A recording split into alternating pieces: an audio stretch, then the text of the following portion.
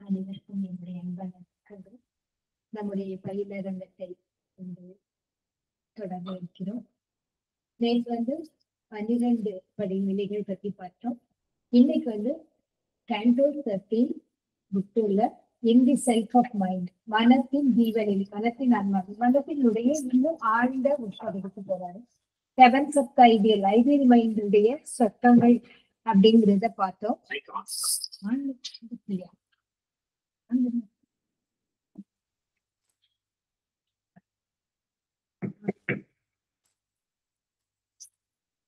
லட்சிய மனதின் சொத்தங்கள் அப்படிங்கிறது பார்த்தோம்.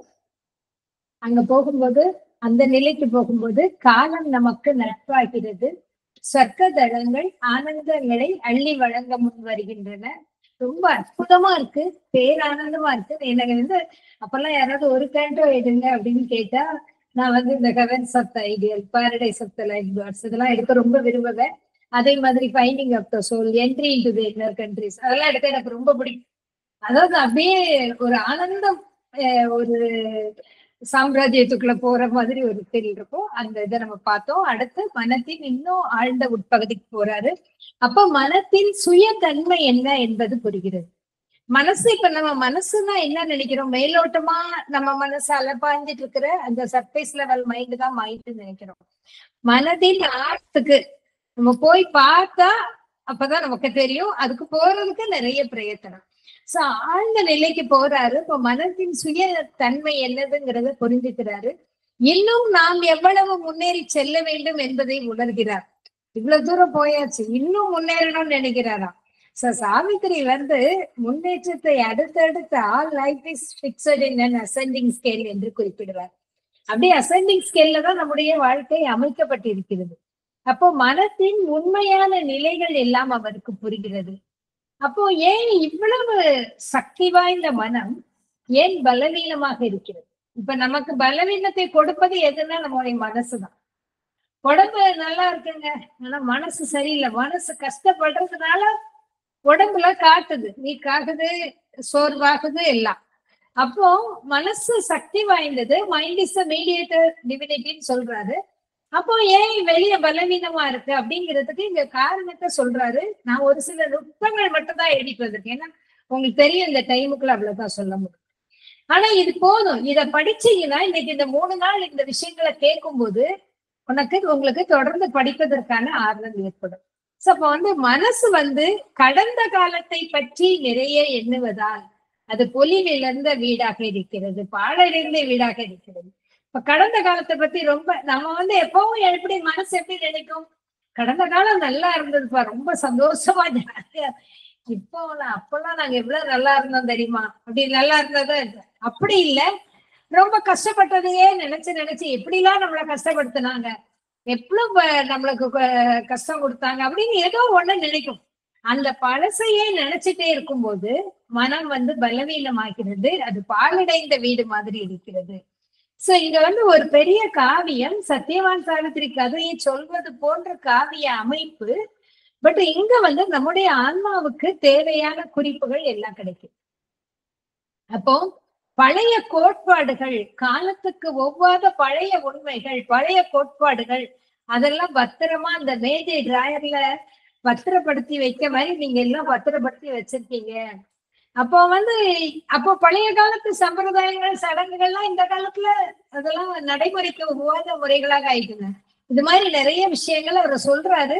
இதையெல்லாம் தாண்டி வரணும். மனம் அறியாமையிலிருந்து மாறாமல் இருப்பதனால்தான் வாழ்க்கை துன்பம் தரக்கூடியதாக இருக்கிறது. இந்த கண்டோ ஒரு சின்ன கண்டோ தான். மனசு அந்த அமைதி நிலையும் மேலோட்டமான மனதுல ஏன் அமைதி இல்லைங்கிற நிலையையும் அவரு கண்டுபிடிச்சு உணர்றாரு. அடுத்தது ரொம்ப ஒரு அற்புதமான பகுதி. இதுவும் நான் ரொம்ப ஆசைப்பட்டு எடுக்கிற பகுதி. இது எடுத்தாலே இன்னைக்கு ஒரு 3 மணி நேரம் எடுக்கலாம். அந்த பகுதி அவ்வளவு அருமையா இருக்கும். இந்த வேர்ல்டு சோல், உலகத்தினுடைய ஆன்மா. அடுத்து ஒரு ஒளியார்ந்த பகுதி தென்படுகிறது. மன்னர் அஸ்வபதிக்கு பிரகாசமான ஒரு வாயிற்கதவு தெரிகிறது. ஒரு மென்குரல் கேட்கிறது. சாஃப்டா ஒரு வாய்ஸ் கேட்குது. அந்த என்ன வாய்ஸ்னா உலக ஆன்மாவின் குரல். அஸ்வபதிக்கு உலகமெங்குமா அந்த குரல் என்ன அவர்கிட்ட பேசுதா? என்ன பேசுது? எல்லா இடமும் ஆனந்தம் வியாபித்திருக்கிறது. ஆனா ஏன் உங்களுக்கு புரியல அப்படின்னு கேக்குது. அந்த குரல் ஆனந்தம் வியாபித்திருக்கிறது என்பதை உணர்த்துகிறது. அந்த குரல் எப்படி இருக்குன்னா அவருக்கு ரொம்ப பரிச்சயமான, பிரியமான, நேசத்துக்குரிய, அன்பான ஒரு குரலாக இருக்கு. அவ்வளவு சாப்பிட்டா அவ்வளவு தூரம் உள்ள போனது யாருங்க ரொம்ப ரொம்ப அன்பா பக்கத்துல பிரியமா கூப்பிடுற மாதிரி ஒரு ஃபீல் அவருக்கு கிடைக்குது. சோ அந்த குரல் எப்படி இருக்குன்னா புல்லாங்குழல் இசை போன்று இனிமையாக இருக்கிறது. அவருக்கு இப்போ பலவிதமான ஒலிகள் கேட்கின்றன. நிறைய வாய்ஸஸ் கேட்குது. இப்போ நம்ம தியானத்துல விஷன் வாய்ஸஸ் எல்லாம் வருது அப்படின்னு முதல்ல சொல்லுவோம். அதை பகவான் ஆரம்ப பாடம் ஃபர்ஸ்ட் 5 cantos சீக்ரெட் நாலேஜ்ல ஃபர்ஸ்டே சொல்லிடுவாரு. தியானம் பண்ணும்போது நிறைய அனுபவங்கள் வந்தா உடனே எல்லாம் நம்ம இந்த பெரிய நிலை அப்படின்னு நினைக்க கூடாது.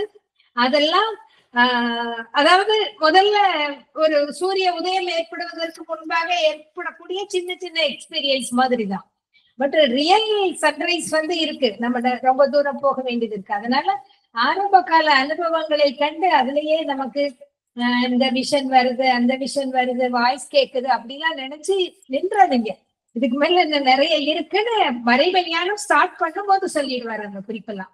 அதே மாதிரி இங்க போன உடனே பலவிதமான ஒலிகள் கேட்கின்றன. இத திருமூல பகவான் சொல்லியிருப்பாரு. பணிந்தவர் மனதில் 10ம் கேட்கும் அப்படின்னு ஒரு பாடலே இருக்கும் திருமந்திரத்துல. மணிக்கடல் யானை வார்குழல் மேகம் அணிவண்டு தும்பி வளை பேரிகை யாழ் தனித்தெழு நாதங்கள் தாம் இவை 10ம் பணிந்தவர்க்கு மட்டுமே கேட்கும் அப்படின்னு சொல்லுவாரு. பணிந்தவர் இல்லாமல் வேற யாருக்கு தெரியவா? பணிந்தவர் என்று சொல்லும் போது பூரண சரணாகதி அடைந்தவர்கள். அப்போ அந்த மணி ஓசை கேட்கும், கடல் அலை ஓசை கேட்கும், மேகத்தினுடைய ஓசைகள் கேட்கும், வண்டினுடைய ஓசை, தும்பியினுடைய ஓசை, பேரிகை, யாழ், இது மாதிரி 10 வகை ஓசைகள் கேட்குமா உள்ள போகும்போது. அந்த ஓசைகள் எல்லாம் அவருக்கு மன்னர் அசோபதிக்கு கேட்கிறது. அடுத்து அந்த ஓசைகள் நிறைய புல்லாங்குழல் இசை மாதிரி அவருடைய செவிகளில் விழுகிறது. சின்ன கண்ணன் அழைக்கிறான்னு சொல்ற மாதிரி இவர் சொல்றாரு. அன்புக்குரியவன் உன்னை தேடி வந்து கொண்டிருக்கிறான் என்று அந்த குரல் உணர்த்துகிறது. அந்த இசை உணர்த்துகிறது. பக்கத்துல வந்துட்டாரு, இறைவன் பக்கத்துல வந்துட்டாரு என்பதை உணர்த்துவது போன்று இருக்கிறது. கான்சியஸ்னஸ் ரொம்ப உயர்ந்த நிலை இது. உலக ஆன்மா இப்ப அடுத்த லெவல் போறாரு. உலக ஆன்மா அங்கு வீற்றிருக்கிறது. ஏகமாக, பேராற்றலாக, தனித்தன்மையுடன் துலங்குகிறது. அப்படியே அந்த ஏக இறைமைக்குள் அவர் அந்த தரிசிக்கிறார். அந்த ஏக இறைமை, அந்த உலக ஆன்மா அங்க வீற்றிருக்குது. எப்படி இருக்கு அப்படின்னா அன்புக்கான எதிர்பார்ப்பு இல்லாமல் அன்பு செலுத்துகிறது. இந்த கான்சியஸ் லெவல் உயரும் போதுதான் அன்புக்கு, ஆமா நம்ம எவ்வளவு அன்பா இருந்தோம், அவங்களுக்கு என்ன பதிலுக்கு அவங்க நம்ம கிட்ட அன்பாவா இருக்காங்க அப்படிலாம் அந்த பேச்சே கிடையாதாங்க. அந்த நிலை போன பிறகு அன்புக்கான எதிர்பார்ப்பு இல்லாமல் அன்பு செலுத்துகிறது. தனது பார்வையால் அனைத்தையும் நன்மை தரக்கூடியதாக மாற்றுகிறது. அந்த வேர்ல்டு சோல் பார்க்கும்போது எல்லாமே துன்பம் எல்லாமே மாறிடு அந்த மாதிரி மாற்றுகிறது. பூமியின் கசப்பான கொடுமைகளை குணப்படுத்துகிறது. அந்த நிலைக்கு போகும்போது எத்தனை குரூவல்டிஸ் நம்ம பார்த்திருப்போம். வஞ்சனை, துரோகம், ஏமாற்றம், எத்தனை பேர் நம்மள கஷ்டப்படுத்திருப்பாங்க. அப்ப நம்ம எவ்வளவு காயப்பட்டிருப்போம் உள்ளுக்கெல்லாம். அந்த காயத்தை எல்லாம் அந்த வேர்ல்டு சோல் நிலைக்கு, அந்த கான்சியஸ் லெவல் போகும்போது அப்படியே ஏற்கனவே காயம் அதுக்கு முந்தின படிக்கட்டிலே கொஞ்சம் ஆறுதுங்க, இங்க எல்லாமே ஆறுது. பூமியின் கசப்பான கொடுமைகளை குணப்படுத்துகிறது. அனைத்து அனுபவங்களையும் ஆனந்த அனுபவங்களாக திருவுருவாக்குகிறது. நான் ரொம்ப கஷ்டப்பட்டு வந்திருக்காங்க, மதம் கிட்ட வரோம். அந்த பிறகு எல்லா அதெல்லாம் முடிஞ்சது. எல்லாம் ஆனந்த அனுபவங்கள் தான். எல்லாம் ஒரு படிப்பினையை கொடுக்கிறது. இல்லையா? நிறைய விஷயங்கள் படிப்பதற்காக அனுபவங்களாக வருகின்றன அப்படிங்கிறதெல்லாம் ஆன்மா உணர்ந்து கொள்கிறது.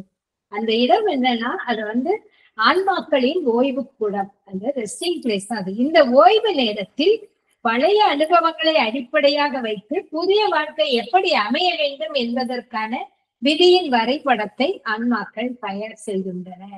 அங்கேயே மேப் எல்லாம் போட்டுட்டுதான் நம்ம வந்திருக்கோம். இங்க இப்படி பார்த்து என்னைய கல்யாணம் பண்ணி வச்சுட்டியே, இப்படி பார்த்து எனக்கு எந்த மாதிரி பண்ணு, யாருமே எதுவுமே கேட்கக்கூடாது. கேட்க முடியாது. உண்மை உணர்ந்தவர்கள் நம்ம கேட்க மாட்டோம். அது வரைக்கும் கேட்கலாம்.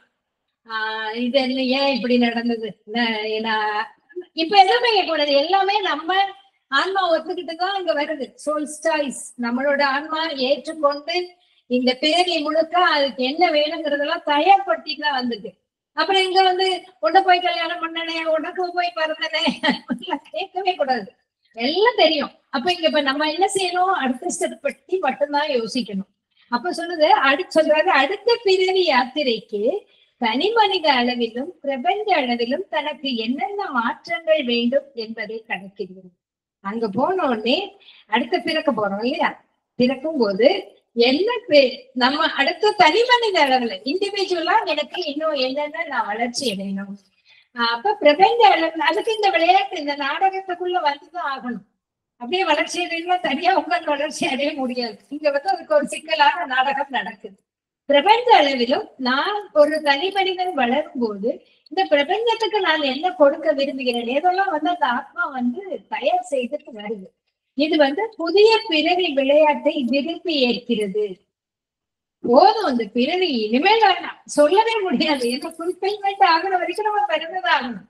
இன்னும் சில பேர் அடுத்த பிறவி, நான் அப்பப்ப விளையாட்டா இவங்க இருக்கிறதெல்லாம் விளையாட்டு, அடுத்த பிறவில நீ என்ன செய்யலாம்னு யோசிச்சிருக்க அப்படின்னு போதும்பா ஒரு பிறகு வேணுமே அப்படி சொல்லவே கூடாது. ஏன்னா நிறைய நம்மளுடைய ஆன்மா பரிபக்கம் மகன் சொல்றாங்க, இந்த ஒரு பிறவிலேயே உனக்கு தருகிறேன் என்று சொல்கிறார்கள். தருகிறேன்னு சொன்னா நம்ம ரெடி ஆகணும்ல, நம்ம ரெடி ஆகணும். நம்ம அந்த ஃபுல்ஃபில்மெண்ட் பூரணத்துவம் பெறணும். அப்படி இல்லைன்னா நம்ம ஆன்மா அடுத்தடுத்த நிலைகளுக்கு போகும். அப்போ ஆன்மா விரும்பி ஏற்கிறது. அப்போ அசோபதியின் ஆன்மா இதெல்லாம் இந்த உண்மைகள் எல்லாம் அவருக்கு தெரியுது. இவருடைய ஆன்மா முன்னேறி செல்கிறது. செல்லும் போது ஈஸ்வர சக்தி ஸ்வரூபத்தை அவர் தரிசிக்கிறார்.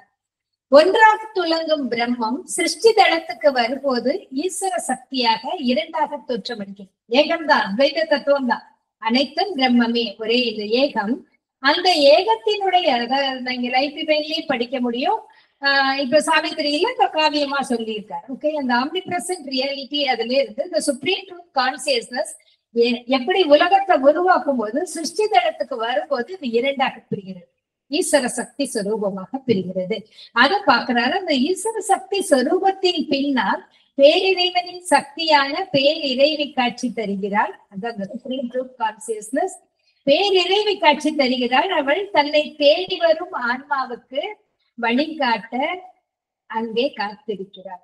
இந்த நிலைக்கு வரும்போது எப்படி எடுத்துக்கிறாங்கன்னா, மதர் டைரக்டா பராசக்தி பொறுப்படுத்திக் கொள்கிறார். அடுத்த கைடன்ஸ் அவங்க கொடுக்குறாங்க. அது வரைக்கும் உங்களுக்கு வேற வேற லெவல்ல உயர் மனோமய தேவதைகள், வாழ்வு தேவதைகள் ஒவ்வொருத்தரும் கொடுக்குறாங்க. ஒவ்வொரு இடத்துலயும் அதற்கான வழிகாட்டிகள் இருக்காங்க. நமக்கு தெரியல, நம்ம நிறைய பேரு இப்ப நம்ம இந்த லைஃப்ல இருக்கும் போதுமே நிறைய நமக்கு வழிகாட்டுகள் கிடைச்சிட்டே இருக்கு உள்முகமா. அதெல்லாம் நம்ம உணர ஆரம்பிச்சோம்னா நமக்கு இன்னும் நிறைய ரிவீல் பண்ணுவாங்க. சோ அப்ப அவன் பராசக்தி தெய்வீக அவளை வழிகாட்டுவதற்காக தயாராக இருக்கிறார். தெய்வீக அன்னையின் பேராற்றலை உள்வாங்கும் கொள்கலனாக பாத்திரமாக இப்போது அவர் மாறுகிறார். அங்க போகும்போது அந்த நிலைக்கு மாறுகிறார். இது இந்த கேண்டோலாம் நீங்க மந்திர திருக்குள்ள படிச்சு பாருங்க. இல்லைன்னா சேனல்ல வீடியோ பதிவுல கேட்டு பாருங்க. வீடியோ பதிவுல இன்னும் கொஞ்சம் எலாபரேட்டா இருக்கும். ஆடியோல கரெக்டா டிரான்ஸ்லேஷன் மட்டும் சம்மரைஸ் பண்ணியிருக்கும்.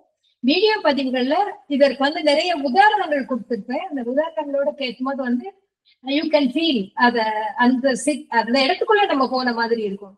சோ அந்த மாதிரி ஒரு பராசக்தியை பார்க்கிறார். அந்த பராசக்தி காத்திருக்கிறார் என்பதை அவருக்கு உணர முடிகிறது. இரு கரங்களையும் கூப்பி அன்னையை வழிபடுகிறார். அன்னை ஏதோ ஒரு குறிப்பினை உணர்த்துகிறார். அவருக்கு. அப்ப தனது திரையை சற்றே விளக்குகிறாள். பேரொளி தோன்றுகிறது. பராசக்தியின் திருமுக சாயலை அவர் தரிசிக்கிறார். லேசா அப்படி அந்த ஒளி சனமாக வருகிறது. அப்படி லேசா அன்னை பார்க்க மாதிரி இருக்கு. இந்தனை பார்த்தமா பார்க்கலையான்னு தெரியல. அந்த மாதிரி ஒரு தரிசனம் அவருக்கு கிடைக்கிறது. அவளுடைய திருப்பாதங்களில் சரணடைகிறார். தன்னை முழுவதுமாக அவருக்கு அர்ப்பணிக்கிறார். நான் இந்த இடத்துல சில இடங்களில் நான் அந்த கதையை விட்டு ஒரு இடம் விலகி செல்கிறேன். இந்த பகுதி நான் எடுக்கும்போது ஆக்சுவலா நான் 2007 சொன்னேன், டிசம்பர்ல நேற்று உள்ளது சொன்னேன். 2007 டிசம்பர்ல நடந்த அந்த வகுப்பு எடுக்கும்போது அடுத்த நாள் அதுக்கடுத்த வேர்ல்டு சோல் எடுக்கிற போது டைரக்டர் வெங்கட் சார் அவங்களுக்கு எல்லாம் தெரிஞ்சிருக்கும். டைரக்டர் வெங்கட் சார் அந்த வகுப்புக்கு வந்திருக்காரு.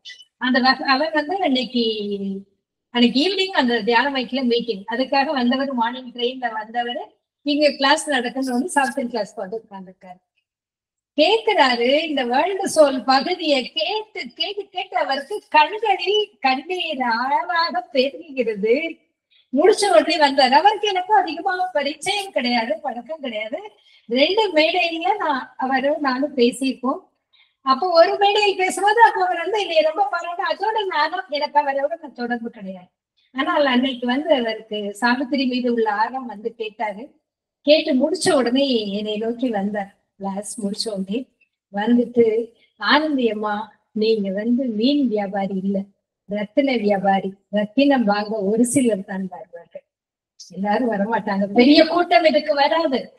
நீங்க ஒரு நாள் ஒரு 25 பேர் இருந்து எடுக்கிறோங்க. 25 பேர் அந்த வகுப்புல இருக்காங்க.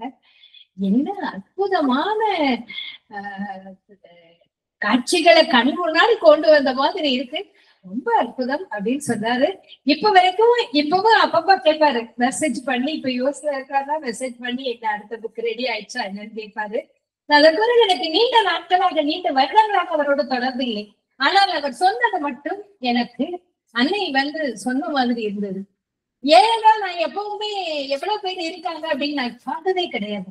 ஒரே ஒருவர் இந்த சாவித்திரி எடுத்துக்க எனக்கு சொல்லிக் கொடுங்கன்னு கேட்டா கூட நான் உட்காந்து அப்படியே ஆனந்தமா சொல்லிட்டு இருப்பேன். அதுக்கு இத்தனை பேர் வேணும்லாம் நான் ஒரு நாள் நினைச்சதே கிடையாது. ஆனால் அவர் அதில் சொன்ன சூட்சமும் எனக்கு இது ரத்தினத்தை வாங்க ஒரு சிலர் தான் வருவார்கள். மத்த கடையில இருக்க கூட்டம் மாதிரி இல்லை. இப்போ ரத்தினத்தை வாங்க நிறைய பேர் வந்துள்ளார்கள். நிறைய பேர் ஆவலா இருக்காங்க. நீங்க சாவித்திரி ஒரு ஆடியோ போட்டோம்னா கேட்கறதுக்கு அவ்வளவு பேர் இருக்காங்க. அப்ப இப்ப ரத்தினத்தை வாங்குபவர்கள் பெருகி இருக்கிறார்கள். அதை நினைக்கும் போது இன்னும் சந்தோஷமா இருக்கு. நான் அவர்கிட்ட சொல்லுவேன், சார் ரத்தினம் வாங்க இப்ப நிறைய பேர் இருக்காங்க அப்படின்னு. அந்த மாதிரி இந்த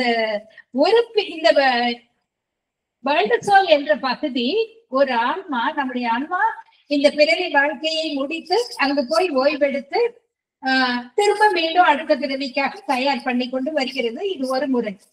இன்னொரு நிலையில நம்ம தவத்தை ஆழ்ந்து போகும்போது, ஒவ்வொரு படியாக போகும்போதும் இந்த நிலையை எட்டுகிறது. அந்த நிலையில ஒரு ஓய்வு கிடைக்கிறது. சோ எப்பவுமே தியானம் பண்ணாத ஒரு ஓய்வு தானே, ஒரு ரெஸ்ட். ஆனா இந்த இடத்துக்கு எல்லாம் போகும்போது அன்னையின் தரிசனம் கிடைக்கிறது. தரிசனம் கிடைத்தவுடன் சரணாகதி அடைகிறார். அதற்கு அப்படியே விழுந்துடுறார். இது ரொம்ப இந்த நிலை, இந்த ஓய்வு என்பது இந்த வேர்ல்டு சோல் பகுதி நிலையை எட்டுவது. நம்முடைய ஆன்மா பிறவி முடிச்சு போறது இருக்கும். அது பெருநிலையாக எந்த நேரத்துல தியானத்துல போகும்போதும் அந்த நிலையை நம்ம எட்ட முடியும். ஓகேயா? அடுத்தது Canto 15, The Kingdoms of the Greater Knowledge. பேரறிவின் ராஜ்யங்கள். அன்னையை தரிசித்து பேரானந்த அனுபவத்தை, அவருடைய திருமுக தரிசனத்தை ஒரு சன நேரம் பெறும் மன்னர் அசோபதி மேலோட்டமான புற எல்லைகளுக்கு திரும்புகிறார்.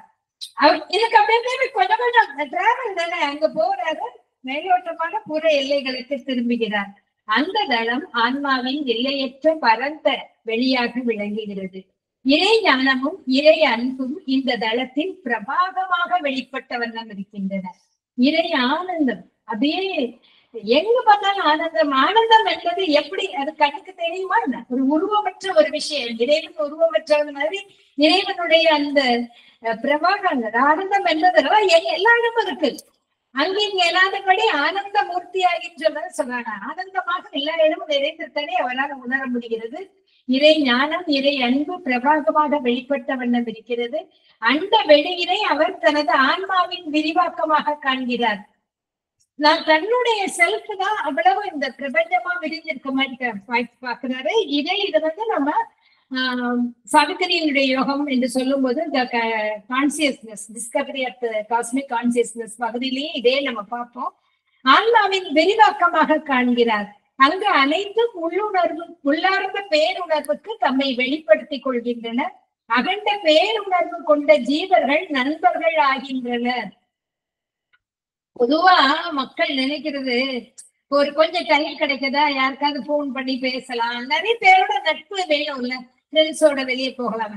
சும்மா தியானம் பண்ணுன்னா அப்புறமா நம்ம கேட்கணும். இங்க போனா எவ்வளவு நண்பர்கள் கிடைக்கிறாங்க பாருங்க. பேருணர்வு மிக்க ஜீவர்கள் நண்பர்கள் ஆகின்றனர். கடவுளர்கள் தோழர்கள் ஆகின்றனர். அவரோடு உரையாடுகின்றனர்.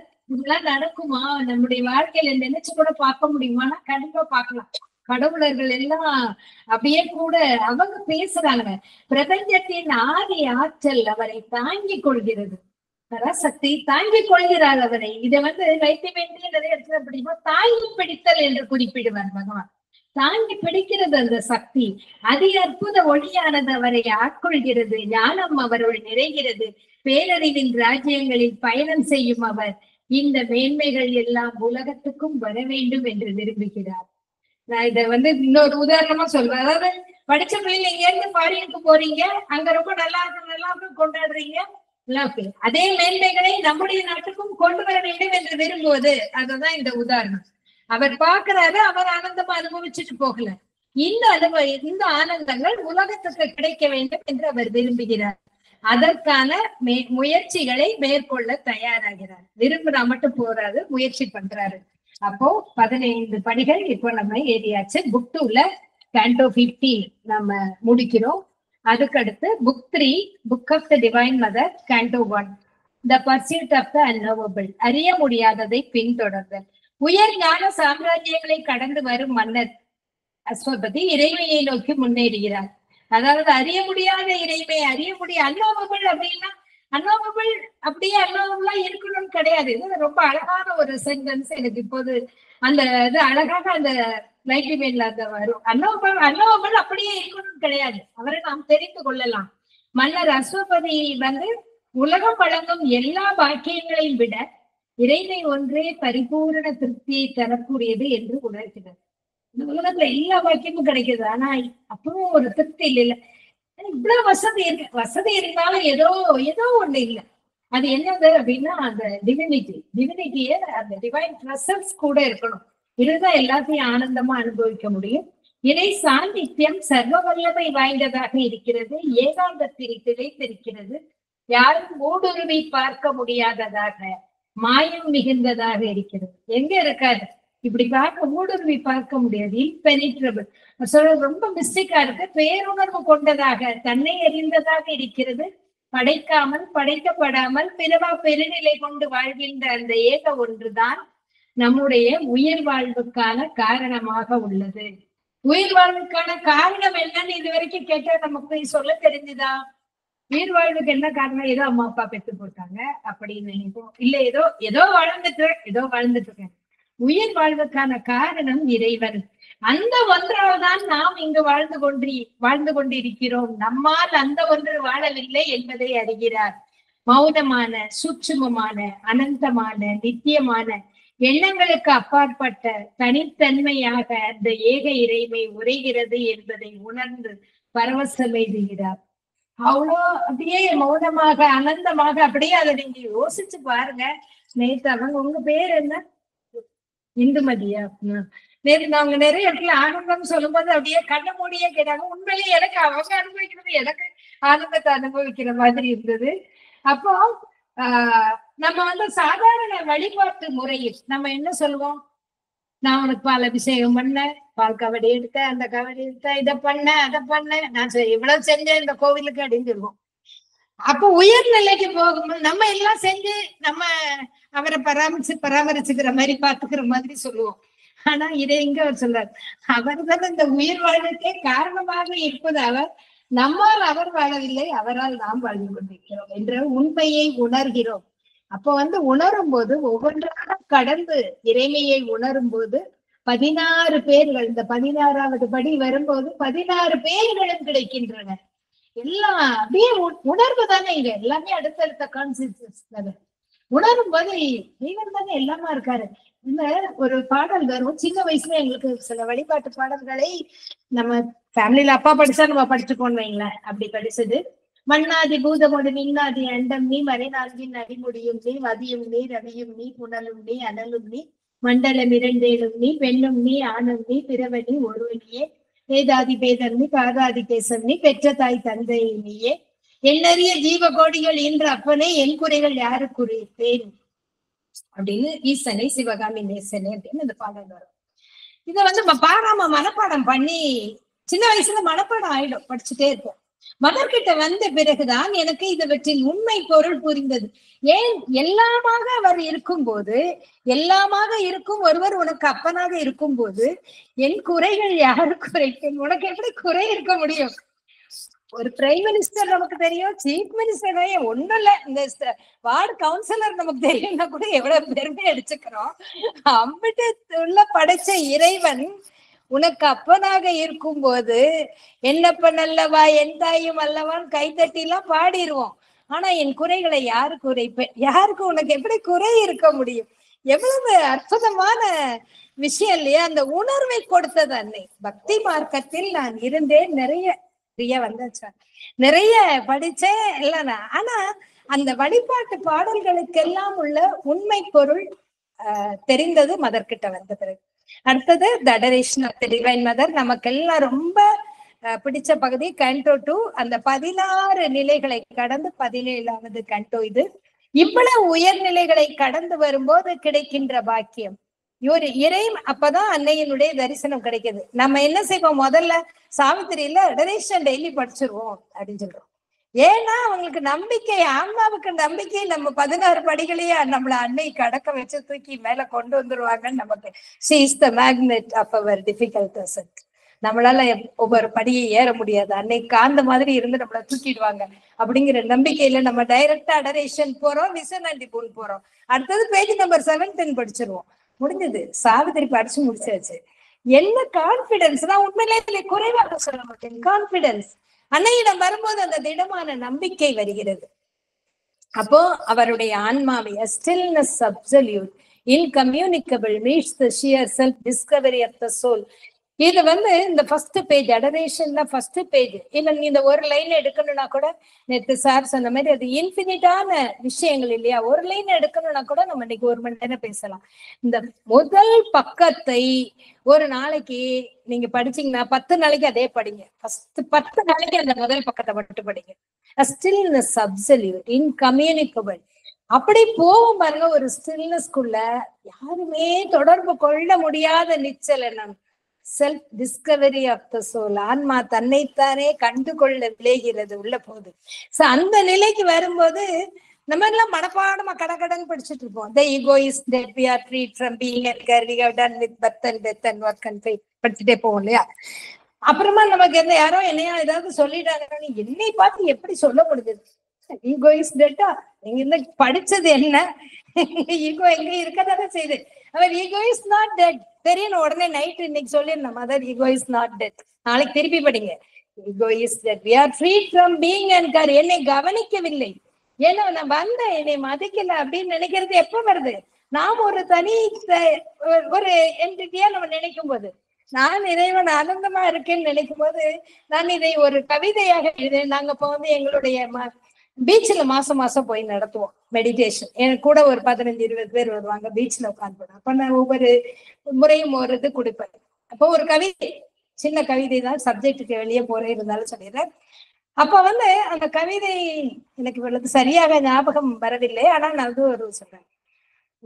உன்னை யாரும் மதிக்கவில்லை என்று கவலைப்படாதே, தேவைப்படும் போது நீ தெய்வம் என்று நினைத்துக்கொள். நீ தெய்வம், உன்னை யாரும் மதிக்க மாட்டாங்க, நீ மனுஷனா இருந்தா மதிக்கணும், தெய்வம் என்று நினைத்துக்கொள். தேவைப்படும் போது தெய்வத்தை தேடி வருவார்கள். அப்போதும் உன்னை கண்டுகொள்ளவில்லை என்றால் அதுக்கும் கவலைப்படாதே. எங்கும் நீக்கமர நிறைந்திருக்கும் இறைவனை நாம் கண்டுகொள்கிறோமா? அவரை நம்ம மதிச்சிருக்கோமா? இன்னைக்காது எல்லா இடமும் இருக்காரு. அவரே ஆனந்தமாக இருக்கும்போது உன்னால் ஏன் ஆனந்தமாக இருக்க முடியாது? இந்த கவிதையை எழுதி பனிமலர் அப்ப வந்துட்டு இருக்கு, பனிமலர்ல போஸ்ட் பண்ண பாருங்க. அப்ப லேண்ட்லைன் போன் தான், தினம் போன் வருது, எங்க வீட்டுல என்னைய மதிக்கல அப்படின்னு. நான் சொன்னேன், உங்க வீட்டுல நீங்க பரம்பொருள், நம்ம இந்த இடத்துல நாம புரிந்து கொள்ள வேண்டியது என்னவென்றால், நம்மள மதிக்கிறதுங்கிறது பிரச்சனை இல்லை. எங்கும் அவர் நீக்கமர நிறைந்திருக்கிறார் என்றால் அவரை உணரக்கூடிய கான்சியஸ் நமக்கு எவ்வளவு நேரம் இருந்தது அங்க நம்ம பார்க்கணும். நிறைய நேரத்துல இல்ல. அப்போ வேர்ல்ட்லி லெவல்ல நமக்கு அந்த மார்க் கம்மியாகுது. எந்த சப்ஜெக்ட்ல நம்ம ஃபெயில் ஆகிறோம் அப்படின்னு பார்க்கணும். யாருமே மதிக்கலங்க, யாருமே சட்டை பண்ணலங்க. யாரோ ஒருத்தர் சட்டை பண்ணலன்னா கூட உடனே சொன்ன, இந்த வீட்டுல என்னை யாரு மதிக்கிற? அப்புறமா இந்த வீட்டுல நானே மட்டும் வேலை பார்த்துட்டே இருக்கேன், நான் ஒருத்தையே 50 வேலையும் பார்க்க வேண்டியது இருக்கு அப்படின்னு சொல்லும்போது சொல்ல, கொஞ்சம் நிதானமா யோசிங்க. உங்களை சுத்தி இங்க எத்தனை வேலை பார்த்துட்டு இருக்கு? இந்த கிரைண்டர் ஒர்க் பண்ணுது, மிக்சி ஒர்க் பண்ணுது, வாஷிங் மிஷின், டிஷ்வாஷர் எல்லாம் ஒர்க் பண்ணுது. இவ்வளவு பொருள் உங்களுக்காக இன்னைக்கு உழைச்சிட்டு இருக்கு. நீங்க இப்படி நானே மட்டுமே வேலை பார்க்கன்னு சொன்னா நாளைக்கு ஒவ்வொரு பொருளா ரிப்பேர் ஆகும். உனக்கு உணர்த்தும். அடுத்த நாள் மிஷின் ஓடல, என்ன ஆச்சு? நேத்து வரை நல்லா தானே ஓடுச்சு, நீ மட்டும் தானே செய்யறேன், நான் இன்னைக்கு வேலையை நிப்பாட்டிக்கிறேன்னு அது நிப்பாட்டும். ஏன் என்றால் நாம் சாவித்திரி படிக்க படிக்க படிக்க நம்மை சுற்றி ஒரு கான்சியஸ் நமக்கு நம்மளை அறியாம நம்மள இந்த லெவலுக்கு அடுத்தடுத்த லெவலுக்கு கூட்டிட்டு போறதுக்கு இந்த உண்மைகளை உணர்த்துவதற்கான விஷயங்கள் நடக்க ஆரம்பிக்கும். அப்ப பாத்தீங்கன்னா தெரியும் யாரு எங்க சொன்னோம், நம்ம எங்க மிஸ்டேக் பண்ணோம்னு தெரியும். சோ இதெல்லாம் சாவித்திரியில் ரகசியங்கள். கொஞ்சம் கொஞ்சம் ரகசியத்தை சொல்றதுக்காக வெளியே வர திருப்பி இப்ப உள்ள போவோம். பிரபஞ்ச பணியானது இன்னும் நிறைவு பெறவில்லை என்பது அவருக்கு உணர்த்தப்படுகிறது. பேரின்பத்தை தாங்கிய ஒளிக்கீற்றாக மின்னல் போன்று அன்னை பராசக்தி வெளிப்படுகிறார். அன்னையின் அன்பால் தெய்வீக புன்னகையால் அறியாமை அகன்று வேதனைகளும் அகன்று விடுகின்றன. அந்த புன்னகையில் suffering was lost in immortal smile. Page number 314க்கு போயிட்டேன். ஏன்னா நம்ம இந்த வேகமா போகணுங்கிறது. அடரேஷன் மட்டுமே, முதல் பக்கம் மட்டுமே அவ்வளவு படிக்கலாம். ஏன்னா நம்ம அந்த முதல் பக்கத்திலேயே நமக்கு அவ்வளவு இருக்கு. Something comes to do. நீ வந்த ஒரு பணியை நிறைவேற்றும் பொருட்டு வந்தாய், அதை செய்து முடித்தாயா அப்படின்னு இருக்கும். நம்ம எதையுமே கேட்கறது இல்லை. அப்படி நான் வாசிக்கணும், இன்னைக்கு இது வாசிக்கணும் அப்படின்னு நினைச்சு வாசிச்சுட்டு போயிட்டு இருக்கோம். அது முதல் கட்ட முயற்சி. ஏனென்றால் அதை செய்யணும், முதல்ல செய்யணும், அடுத்து அதுக்கு அடுத்த லெவல் போகணும். இது என்ன சொல்றாரு இதுல, அதுக்கும் நமக்கு கனெக்ட் பண்ணி பார்ப்போமா, நம்ம எந்த நிலையில இருக்கோம், நான் என்ன செய்ய வந்தேன் அப்படின்னு யோசிக்கணும். அது அடுத்தடுத்த லெவல் வாசித்தல். அதன் பின்பு முதலில் புத்தகத்தை நேசித்தல், பின்பு வாசித்தல், பின்பு யோசித்தல், பின்பு கடைபிடித்தல். இது மாதிரி அடுத்தடுத்த கட்ட நிலைகளுக்கு நம்ம போகணும். அப்போ அன்னை பேரொளி, பேராற்றல், பேரிரை, சக்தி, இதெல்லாம் அந்த பேஜ் நம்பர் 314ல கேபிட்டல்ல போட்டு வருவாரு. she is the light, she is the force, she is the bliss எல்லாம் இருக்கும். பேராற்றல், பேரிரை, சக்தி, நம்முடைய ஏற்றத்திற்கு காந்தம் போன்று துணை நிற்பவள், அவள் பேரானந்தம். தேவியின் திருப்பாதங்களின் தொடுதல் நம் மீது பட்டால்தான் தங்களுக்கு விடிவு பிறக்கும் என்று உலகின் அனைத்து அம்சங்களும் அழைப்பு விடுகிறது. அன்னையுடைய திருப்பாதம் படாத அப்படிங்கிற ஒரு அழைப்பு எல்லா உலகத்தின் அனைத்து அம்சங்களும் அன்னையுடைய அந்த திருப்பாத ஸ்பரிசத்தை வேண்டுகின்றன. தெய்வீக அன்னையின் மேன்மைகள் தன் வாழ்வில் வெளிப்பட வேண்டும் என்றால் தன்னை புதிய முறையில் வடிவமைத்துக் கொள்ள வேண்டும் என்ற உண்மை அவருக்கு புலனாகிறது. தெய்வீக அன்னையினுடைய அவங்க கொடுக்கிற பாக்கியங்கள்லாம் நம்ம வாழ்க்கையில கிடைக்கணும்னா நம்மள டிரான்ஸ்ஃபார்ம் பண்ணணுங்கிறது அவர் புரியுது. இத தி மதர் புத்தகத்துல பகவான் குறிப்பிட்டிருப்பாரு. அன்னை நமக்குள்ள வரணும்னா நம்ம எப்படி எல்லாம் நம்மள சரி பண்ணணும். பொய்மை இருக்கும் இடத்தில் உண்மை வர முடியாது இல்லையா சார்? அப்ப மதர் வரணும்னா நம்ம முதல்ல எவ்வளவு தயாராகணும். சோ இத மதரை முதல்ல ஆரம்பத்துல தெரிஞ்சுக்கும் போது இந்த மாதிரி எல்லாம் அப்பெல்லாம் ரொம்ப பவித்திரமா எல்லாருக்கும் சொல்லி கொடுக்கும்போது நமக்கு உண்மையிலேயே மதர் இருக்காங்க, மதர் கிட்ட இருக்கும்போது எப்படி அந்த ஒரு கண்டிப்பான ஒரு தாய் அவங்க கிட்ட நம்ம எப்படி மதருக்கு பிடிக்காது, இது செய்யக்கூடாது அப்படிங்கிற ஒரு நம்மை அறியாமல் நமக்குள் மாற்றம் ஏற்படும். அவர் சொல்றாரு, நினைக்கிறாரு நமக்குள்ள புதிய முறையில் வடிவமைக்க வேண்டும். 16 படி கடந்து 17 படிக்கு வந்துட்டாரு, இன்னும் டிரான்ஸ்ஃபார்ம் பண்ணணும்னு நினைக்கிறாரு. அப்போ நம்ம நம்மளை எவ்வளவு டிரான்ஸ்ஃபார்ம் பண்ணணும் நமக்கு தெரியாது அப்படின்னா, நான் என்ன சொன்னேன், ஒவ்வொரு படி 18 படின்னு சொல்லும்போது ஒவ்வொரு படிக்கும் எப்படி சொல்லி ஏறுறாங்க. 1ஆம் திருப்படி சரணம், சரணம் சொல்லிதான் ஒவ்வொரு திருப்படி ஏறுறோம். அது மாதிரி ஒவ்வொரு நிலையிலும் சரணம் அடையணும். அன்னைக்கிட்ட சரணடையணும். சரண்டர் தான். சரண்டர் அண்ட் கான்செக்ரேஷன், சமர்ப்பணம் சரணாகதி, இந்த ரெண்டும் தான் நமக்கு இந்த யோக பாதையில உதவும். சமர்ப்பணம் என்ன, நம்ம உடனே ஒரு விஷயம், ஒரு பிரச்சனை நடக்குது, அதை மண்டைக்குள்ள போட்டு நம்ம வச்சுட்டே இருக்கோம். ஒரு வார்த்தையோ ஒரு சொல்லோ ஒரு செயல் ஏதோ ஒண்ணு நம்மை காயப்படுத்துகிறது. சமர்ப்பணம் பண்ணணும். அது எவ்வளவு நேரம் மனசுக்குள்ள நிக்குதுன்னு பாக்கணும். நீங்க சமர்ப்பணம் பண்ண அது மனசை விட்டு கொஞ்ச நேரத்துல சரி போ, அவங்களுக்கு கொடுத்த டைலாக் அவங்க பேசுறாங்க. இறைவன் நாடக ஆசிரியர் அங்க இருக்காரு, அவர் இந்த டைலாக் தான் அவர் கொடுத்திருக்காரு. சோ இந்த உங்க டைலாக நீங்க பேசுங்க. எனக்கு மௌனம் டைலாக் தான் கொடுத்திருக்காரு. நான் மௌனமா இருக்கணும். அப்ப மண்டைக்குள்ள போட்டு அந்த டைலாக வச்சு வேலை பார்க்க கூடாது. சோ இது மாதிரி ஒவ்வொரு இடத்திலும் அந்த தொடர்ந்த சமர்ப்பணம் இருக்க வேண்டும், சரணாகதி இருக்க வேண்டும். அப்பதான் நம்ம ஒவ்வொரு படிநிலையாக கடக்க முடியும். இப்போ அன்னையின் அவர் நினைக்கிறாரு, உலகம் முழுக்க அன்னையின் ஒளி ஆனந்தம் எல்லாமே இந்த உலகம் முழுமைக்கும் வேண்டும். Her light, her bliss he asked for earth and when. இந்த அவளுடைய பேரொளி, அவளுடைய ஆனந்தம் எல்லாம் அந்த உலகம் முழுமைக்கு வேணும்னு அவர் நினைக்கிறாரு. நினைக்கும் போது என்னது, was surrender was is only strength. அகண்ட சரணாகதி மட்டுமே அவருடைய வலிமையாக இருந்தது. இப்ப நமக்கு வலிமை என்பது எதுவாக இருக்க முடியும்? அகண்ட சரணாகதி. எவ்வளவுக்கு எவ்வளவு சரண்டர் பண்றோமோ, எவ்வளவுக்கு எவ்வளவு சமர்ப்பணம் ஆகிறோமோ. சரண்டர் ஆகல, சமர்ப்பணம் சரியா இல்லைன்னா சரண்டர் ஆகாது. ஓகேயா? சமர்ப்பணம் பண்ணி இப்ப நம்ம பூ சமர்ப்பணம் பண்றோம், இது சமர்ப்பணம் பண்றோம், அதெல்லாம் பண்ணாது. இந்த மாதிரி மண்டைக்குள்ள சில பிரச்சனைகள், மண்டைக்குள்ளேன்னு சொல்ற மனசுக்குள்ளேயோ ஏதோ ஒண்ணு இதயத்தை அழுத்தும் பிரச்சனைகளை மதர் உங்ககிட்ட சொல்லிட்டோம்னு சொல்லுவோம். தினம் போய் சொல்லுவோம், மதர் என்னை எப்படி கஷ்டப்படுத்துறாங்க மதர் அப்படின்னு போய் சொல்லுவோம். அப்ப சொல்லிட்டு இல்ல, சமர்ப்பணம் பண்ணா திருப்பி ஒன்னுக்குள்ள அந்த பிரச்சனை தோணக்கூடாது தானே. டேக் பொசிஷன் அப்படின்னு சொல்லி பிரேயர்ஸ் ஆஃப் த செல்ஸ் எல்லாம் சொல்லுவோம். சொல்லிட்டு take position of my mind. மைண்ட அவங்க கிட்ட பொசிஷன் கொடுத்தாச்சு. கொடுத்த பிறகு என் மனசே சரியில்லை. உனக்கு மனசு எங்க இருக்கு? மனசுதான் அவர்கிட்ட கொடுத்துட்டு இல்ல. மனசு take position of my mind. Prayers of the cells சொல்றவங்க எல்லாரும் யார் இங்க இருக்கீங்க? எல்லாரும் இது சொல்றீங்க தானே. அப்போ take position of my mind சொல்றீங்கல்ல. அப்போ மைண்ட் கவலைப்படுது அப்படின்னு சொன்னா பொசிஷனை சரியா கொடுக்கல தானே. நம்ம மாதிரில கொஞ்சம் உரிமை வச்சிருக்கோம் நம்ம மனசு மேல. உங்ககிட்டதான் கொடுத்துட்டானே, கஷ்டம் வந்தா நீ பார்த்துக்கோ.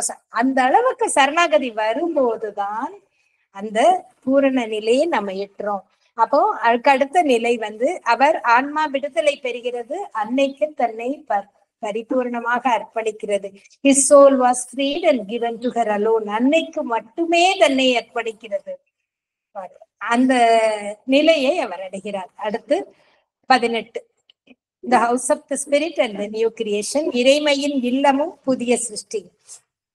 இன்னும் உன்னதமான சாதனை ஒன்று செய்து முடிக்க வேண்டி இருக்கிறது என்பதை மன்னர் அஸ்வபதி அறிந்து கொள்கிறார். இவ்வளவு பண்ணாரு, இந்த நிலை வந்துட்டாரு. ஆனா இன்னும் ஏதோ பண்ணல, அவருக்கு குறை இருக்கு. இன்னும் ஏதோ ஒண்ணு நம்ம சரியா பண்ணணும். அப்ப என்னது அப்படின்பது, இறை சாநித்தியத்தை நம்ம கிடைச்ச பாக்கியம் எல்லாம் இந்த உலகத்துக்கு கிடைக்கணும். அன்னை தேவியே ஒரு சன நேர தரிசனம் கிடைச்சது.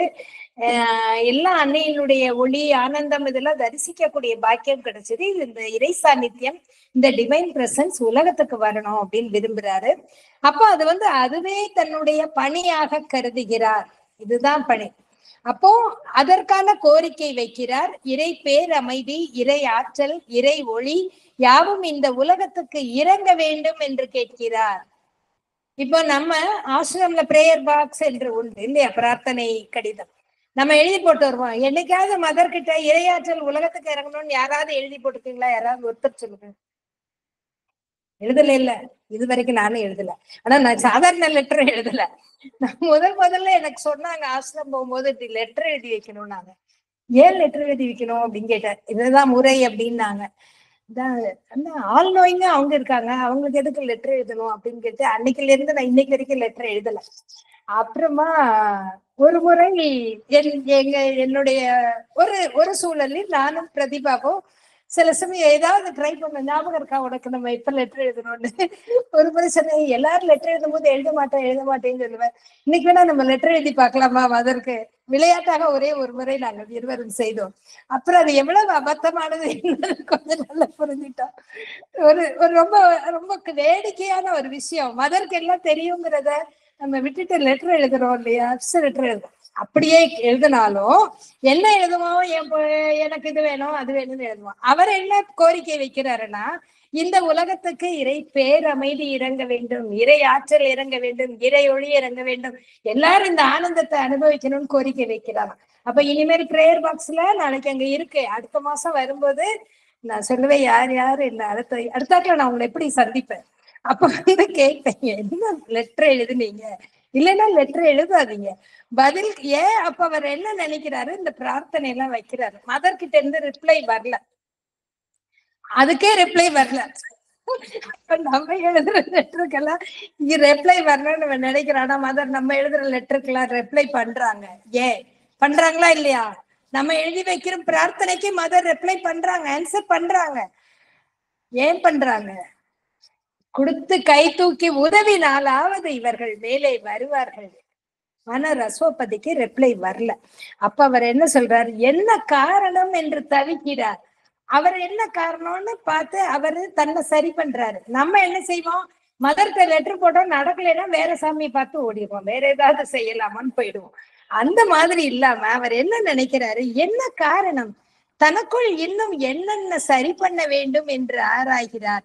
நாம் எப்படி இன்னும் என்ன பண்ணணும், நமக்கு இறைமைக்கு புறம்பான அம்சங்கள், தேவி பராசக்தி உள்ளுக்குள் இறங்குவதற்கான ஏதாவது தடைகள் நமக்குள் இருக்கா அப்படின்னு பார்க்கிறார்.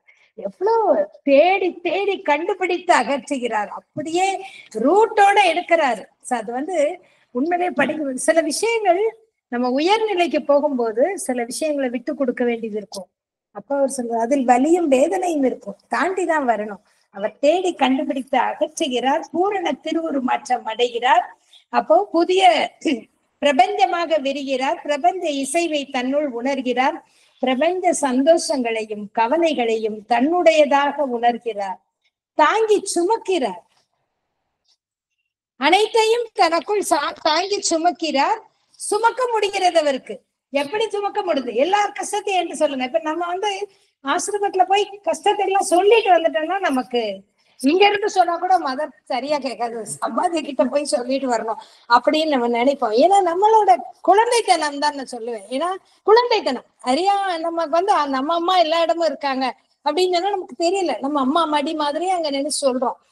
அது தப்பில்ல, அடுத்தடுத்த நிலைகளுக்கு போக முடியும். அப்ப வந்து தாங்கி அவர் அத்தனை பேரு உலக மக்களுடைய கவலைகளை எல்லாம் தான் சுமக்கிறார். ஜீசஸ் சிலுவை சுமந்தார் என்று அவதார புருஷர்கள் எல்லாருடைய கவலைகளை, நம்ம இவ்வளவு பேர் கொண்ட கவலையை கொட்டுறோம். மதர் சொல்றாங்களா என்னைக்காவது மாத்தி எல்லாரும் வந்து நேற்று ஒரு பிரச்சனை, இன்னைக்கு ஒரு பிரச்சனை, இப்படி சொல்லிட்டே இருக்கீங்களா, அவங்க கேட்கல. ஏன்னா அவங்க தாங்க முடியும். ஏன் தாங்க முடியும், அவங்க வந்து அந்த ஹையர் சுப்ரீம் ட்ரூத் கான்சியஸா இருக்காங்க, நம்ம ஆர்டினரி ஹியூமன் லெவல் கான்சியஸ்ல இருக்கோம். சோ அதனால நம்மளால தாங்க முடியாது. சோ அவங்க வந்து பேருணர்வாற்றலாக சக்தியாக இருக்கிறார்கள். அந்த நிலைக்கு நம்மை உயர்த்தவும் விரும்புகிறார்கள். நம்ம அதையும் நினைக்கணும், அடுத்த நம்மை உயர்த்த விரும்புகிறார்கள். அப்போ தாங்கி சுமக்கிறார். எப்படி சுமக்கிறது என்றால், சுமக்க முடிகிறது என்றால், இறை ஆனந்தமும் இறை அமைதியும் அவருடைய நாடி நரம்புகளை ஆட்கொள்வதால் அவரால் அத்தனை சுமைகளையும் சுமக்க முடிகிறது. நரம்புல எல்லாம் இங்க வலியும் வேதனையும் துன்பமும் இருந்தா நம்மளால ஒரு இது தூக்க முடியாது, சுமக்க முடியாது பிசிக்கலாவே. பட் உள்ளுக்குள்ள ஸ்பிரிச்சுவலா வரும்போது அவ்வளவு ஒரு ஸ்ட்ரென்தன் நம்ம பண்ணிட்டாதான் நம்மளால எல்லாத்தையும் தாங்கி வர முடியும்.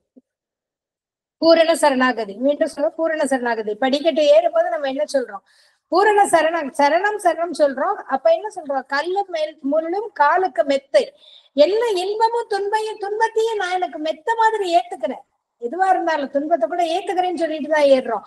அப்ப வந்து சுமையை நம்ம சுமந்து செல்கிறார்கள். அந்த பெருவழி பாதையில் பயணம் செய்யும் போது அந்த சுமையை என்னால் சந்தோஷமாக சுமந்து கொண்டு வர முடிகிறது. அப்போ அவ்வளவு பேருடைய கவலையும் மன்னர் ரசோபதி சுமந்து கொண்டு செல்கிறார். அப்படி செல்லும் போது விதி அதுல ஒரு ரொம்ப அழகான ஒரு சீக்ரெட் இங்க இருக்கு. நாடி நரம்புகளை ஆட்கொள்வதால் இறை ஆனந்தமும் இறை அமைதியும் ஆட்கொள்வதால் எல்லாரோட கஷ்டத்தையும் அவரால் சுமக்க முடியுது. ஓகேயா, எல்லாரோட கஷ்டத்தையும் அவர் சுமக்கும் போது என்ன ஆகுதுன்னா விதி அவரை துரத்த முடியாமல் நின்று விடுகிறது. உன்னோட கஷ்டத்தை மட்டும் நம்ம கஷ்டம் சுமக்கும் போது விதி பின்னாடியே துரத்திட்டே வருதான். சூப்பரான வாய்ந்தல எவ்வளவு அற்புதமா இருக்கு. ஒவ்வொன்னையும் ரசிச்சு நம்ம எல்லாரும் பக்கத்துல எல்லாம் ரசிச்சு ஆகா எவ்வளவு அற்புதமா இருக்கு அப்படின்னு ரசிக்கிற அளவுக்கு ஒரு அற்புதமான விதி துரத்த முடியாமல் நின்று விடுகிறது. அப்போ அதுக்கு வரைக்கும் விதி துரத்த முடியாமல் நின்று விடுகிறது. விதிக்கு அப்பாற்பட்டவராகிறார். நம்ம என்ன சொல்றோம், எங்க போனாலும் என் விதியும் கூடவே வருது சொல்றோமா இல்லையா? விதி கூட வராது, எனக்கு முன்னாடியே போய் நிக்குது. கூட வருதுன்னு சொல்லிட்டா கூட பரவாயில்ல, எனக்கு முன்னாடி போய் அங்க என் விதி நிக்குது. இனிமே சொல்லக்கூடாது, விளையாட்டு கூட சொல்லக்கூடாது, நீ அங்க நெல்லு போ, நான் வரேன், நீ வராது என் பின்னாடி வராதுன்னு சொல்ல வேண்டாம், அதுவே வராது. ஓகேயா? அப்ப இந்த மாதிரி நான் காசிக்கு போனாலும் கருமம் தொலையாது எனக்கு அப்படின்னு தான் சொல்லுவோம். எவ்வளவு தப்பான வார்த்தைகளை சொல்லி சொல்லி நாம் பழகி இருக்கிறோம். அப்போ நிறைய விஷயங்களை நம்ம மாத்தணும் அப்படிங்கிறதுலாம் தெரியும். விதி விலகி நிற்கிறது, இப்போது இறை ஞானம் ஆட்கொள்கிறது, புதிய அற்புதமான சிருஷ்டி தோன்ற இருக்கிறது என்பது அவருடைய தீர்க்க தரிசன பார்வைக்கு தெரிகிறது. நீ கவலைப்படாதப்பா, உலகத்துல ஒரு புதிய சிருஷ்டி தோன்ற போகுது அப்படின்னு சொல்றாரு. அங்கு அந்த சிருஷ்டி எப்படி இருக்கும் அப்படிங்கிறத பாத்தீங்கன்னா, இந்த கண்டோ ஒரு பெரிய கண்டோ நீங்க படிச்சு பாத்தீங்கன்னா ஆசையா இருக்கும், அற்புதமா இருக்கும். இங்கு பேதங்கள் கிடையாது, பிரிவினைகள் கிடையாது, சண்டை சச்சரவுகள் கிடையாது, முரண்பாடுகள் இருக்காது, இறைமையை விட்டு விலகி வாழ்பவர்கள் யாரும் இருக்க மாட்டார்கள். புதிய சிருஷ்டியில எல்லாருமே இறை உணர்வோடு இருப்பார்கள், பேரானந்த வாழ்வாக இருக்கும்.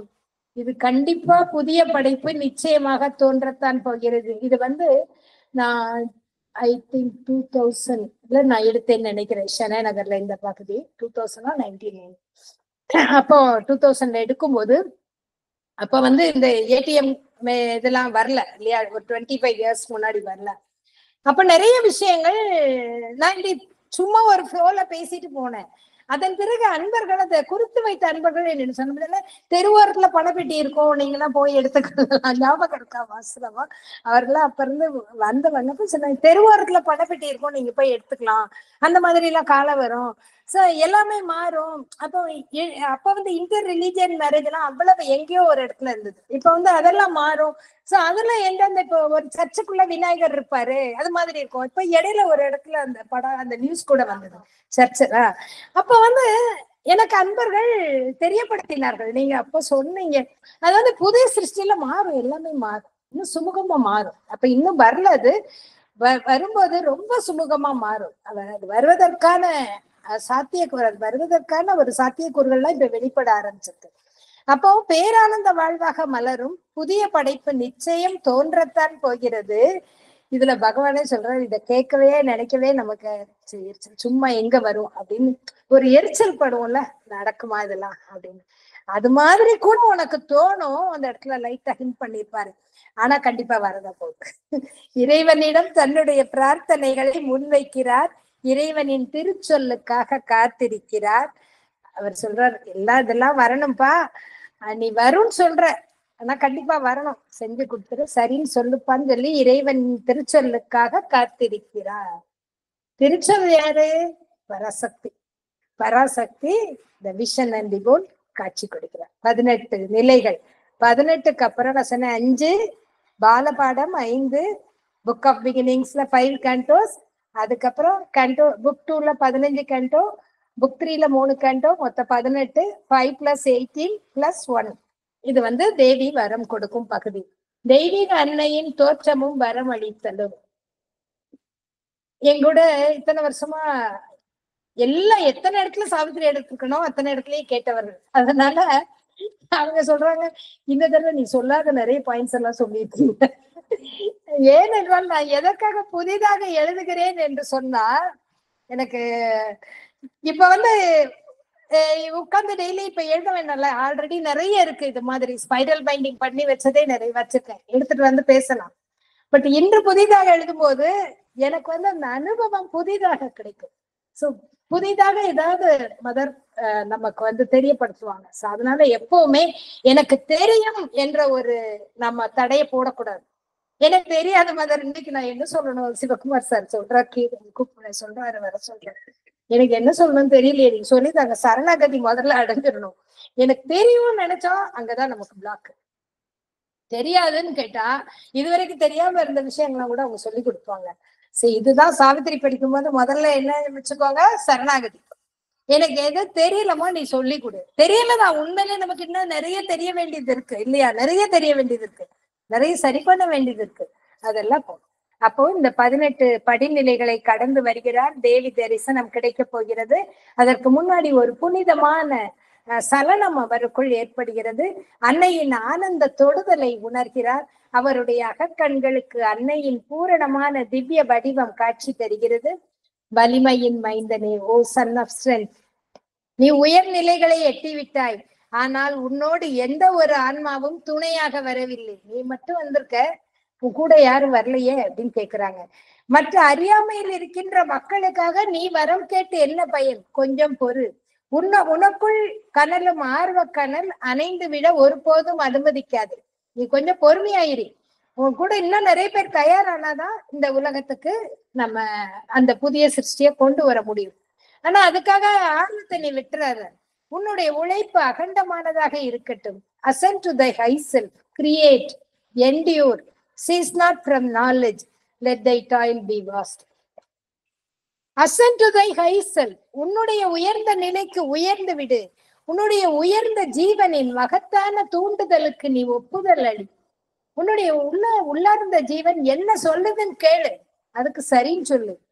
புதிய படைப்புகளை உருவாக்கு, கிரியேட். ஒவ்வொரு நாளும் கிரியேட் பண்ணணும். அதான் சொல்ல, புதுசாக நீங்க கிரியேட் பண்ணணும்னு நினைக்கும் போது we can recreate ourselves. அதுவும் அடுத்தாக்குல பகவான் சொல்றாரு, you can recreate your self. புதிதாக கிரியேட் பண்ணு. என்டியூர், பொறுத்துக்கொள்.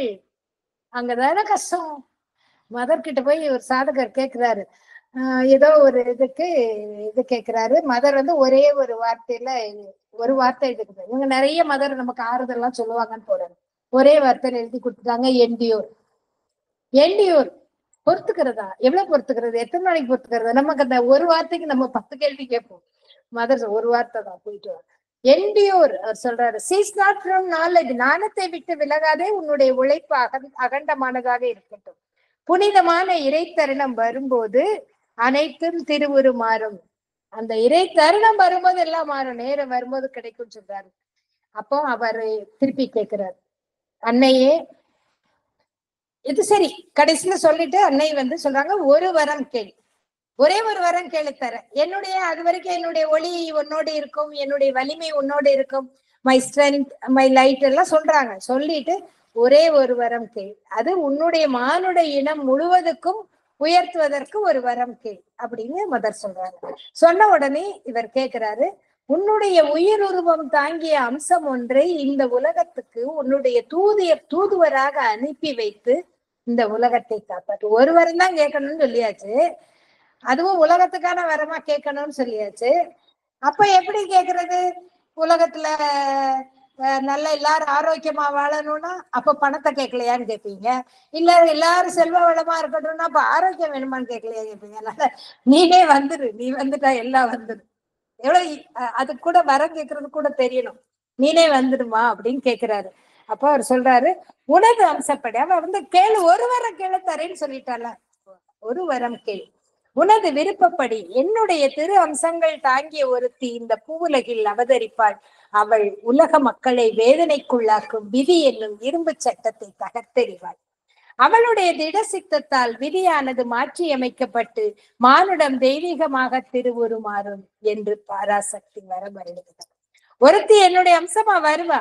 அவ விதியை எப்படி ஜெயிக்கிறதுன்னு வாழ்ந்து காட்டுவா.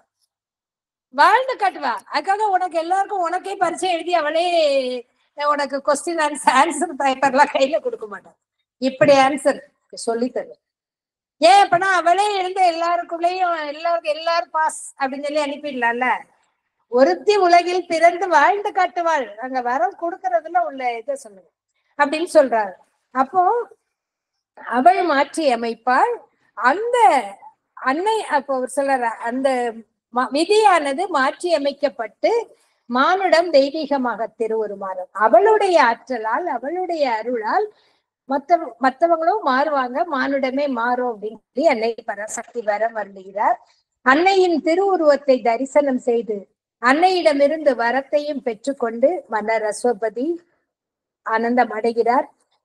அவர் சொல்றாரு, இந்த பாதையை கொஞ்சம் எளிதாக்கு, எல்லாராலும் இந்த பாதையில வர முடியாது, கொஞ்சம் கஷ்டமா இருக்குல்ல இறைமையை நோக்கி உயர்வது, இதற்கு எளிதாக்குவதற்காக நீ ஒரு வழி ஏற்படுத்து என்று அன்னையிடம் கேட்கிறார். அப்பதான் என்னுடைய அவதாரம் ஒருத்தி உலகத்தில் இறங்குவாள். அப்போ சாவித்திரி அவதரிக்கும் போது இந்த பாதையை ஈஸியா நம்ம வாழ்க்கையில இருந்து கொண்டு இதை செய்ய முடியும் அப்படிங்கிறத இது சூசகமாக குறிப்பு. இதை பண்ண முடியும், எளிதாக்கி கொடுப்பது. அப்புறம் அதற்கப்புறம் இவ்வளவு காலம் அன்னை வரும்போது அன்னை வந்து இன்னும் எளிதாக்க கொடுத்தாங்க. இப்ப நம்ம எங்க உட்கார்ந்து வெயில்ல உட்கார்ந்து அலைஞ்சிட்டு இருந்தா உட்காந்துருக்கா, அழகா ஏசி ரூம்ல உட்கார்ந்து கம்ஃபர்டபுளா சேர்ல உட்கார்ந்து தானே கேட்கிறோம். யாரு கஷ்டப்பட்டு பழைய காலத்துல குருகுலத்துல எல்லாம் போய் கத்துக்கும் போது அவங்க எல்லாம் எவ்வளவு கஷ்டப்பட்டாங்க. யாராவது கஷ்டப்படுறவங்க சொல்லுங்க, எல்லாம் அழகா கம்ஃபர்டபுளா நமக்கு கிடைக்குது. இதே மாதிரி கம்ஃபர்டபுளா நம்ம இறைமையை நோக்கி பயணம் பண்ணவும் முடியும்.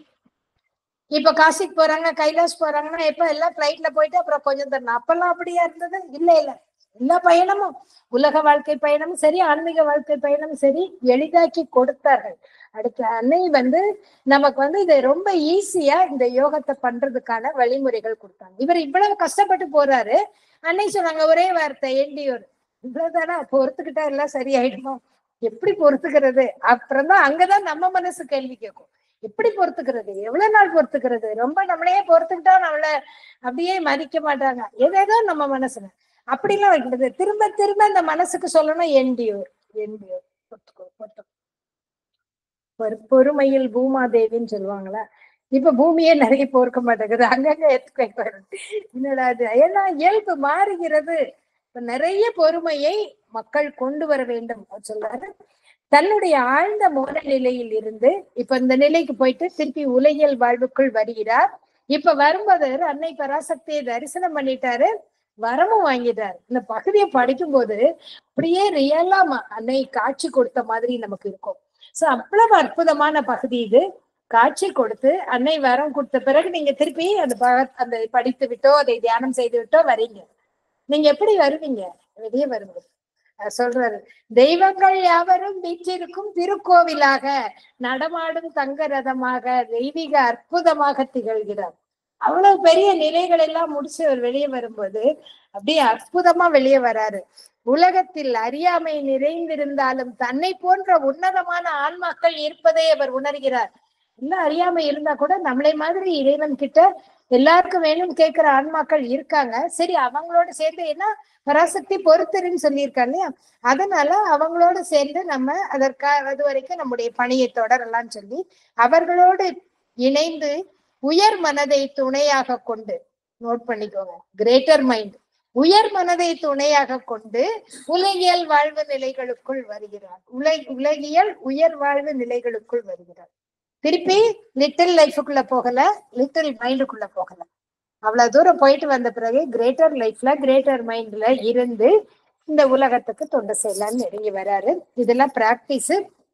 அப்போ இத பிராக்டிஸ் கொடுக்கும்போது நான் என்ன சொல்வேன்னா, நம்ம மனசுக்கு சிந்திச்சுட்டே இருக்கும், ஏதாவது யோசிச்சுட்டே இருக்கும்ல. நமக்கு நல்ல வயிறு நிறைய சாப்பிட்டிருந்தா கூட சில பேருக்கு ஒரு பழக்கம் இருக்கும், நமக்கு யாருக்குனாலும் இருக்கலாம், இல்ல இல்லாம இருக்கலாம். நான் ஒரு உதாரணத்துக்கு சொல்றேன், ஏதாவது கொறிக்கணும் போல இருக்கும் இருக்கா, அப்ப கொறிக்கிறத நம்ம அப்புறம் ஒரு கான்சியஸ் வந்தோடனே ஆயில் இதெல்லாம் வேண்டாம், சீட்ஸ் எல்லாம் ஃப்ரை பண்ணி வச்சுக்கலாம், கொஞ்சம் மாத்திட்டு தான் நினைப்போம். பட் கொறிக்கிற பழக்கம் இருக்கிறது. அப்போ அந்த பழக்கத்தை மாத்துறதுக்காக இன்னொன்னு கொடுக்குறோம், இன்னும் கொஞ்சம் நல்லதா பெட்டரா கொடுக்குறோம். அதே மாதிரி இந்த சிந்தித்து கொண்டே இருக்கும் மனத்துக்கு கொஞ்சம் பெட்டரா, எதையோ யோசிச்சுட்டே போகுது, கொஞ்சம் அந்த அவேர்னஸ், வெளிப்புடன் இருக்கும்போது நமக்கு இந்த மனசு ரொம்ப தேவையில்லாம ஏதோ யோசிக்குதுன்னா, இப்போ ஒரு 5 நிமிஷத்து டைம் பார்த்துக்கோங்க அப்படின்னு மனசுகிட்ட பார்த்துக்கோ, இன்னொரு 5 மினிட்ஸ் நீ ஏதோ ஒரு உயர்ந்த விஷயம், அது எது வேணா எடுத்துக்கோங்க. இப்போ ஒரு 5 மினிட்ஸ் நீ ராமகிருஷ்ண பரமஹம்சரை மட்டும் நினைச்சு பாரு.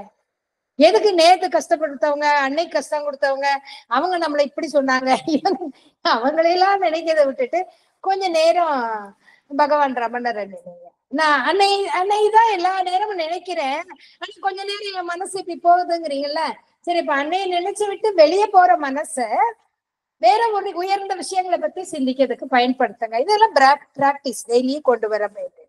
அப்போ உலகியல் இன்ப துன்ப வாழ்வு அடுத்த மன்னர் அசோபதி கிரேட்டர் மைண்ட் லெவல்ல உள்ளுக்கு வராரு.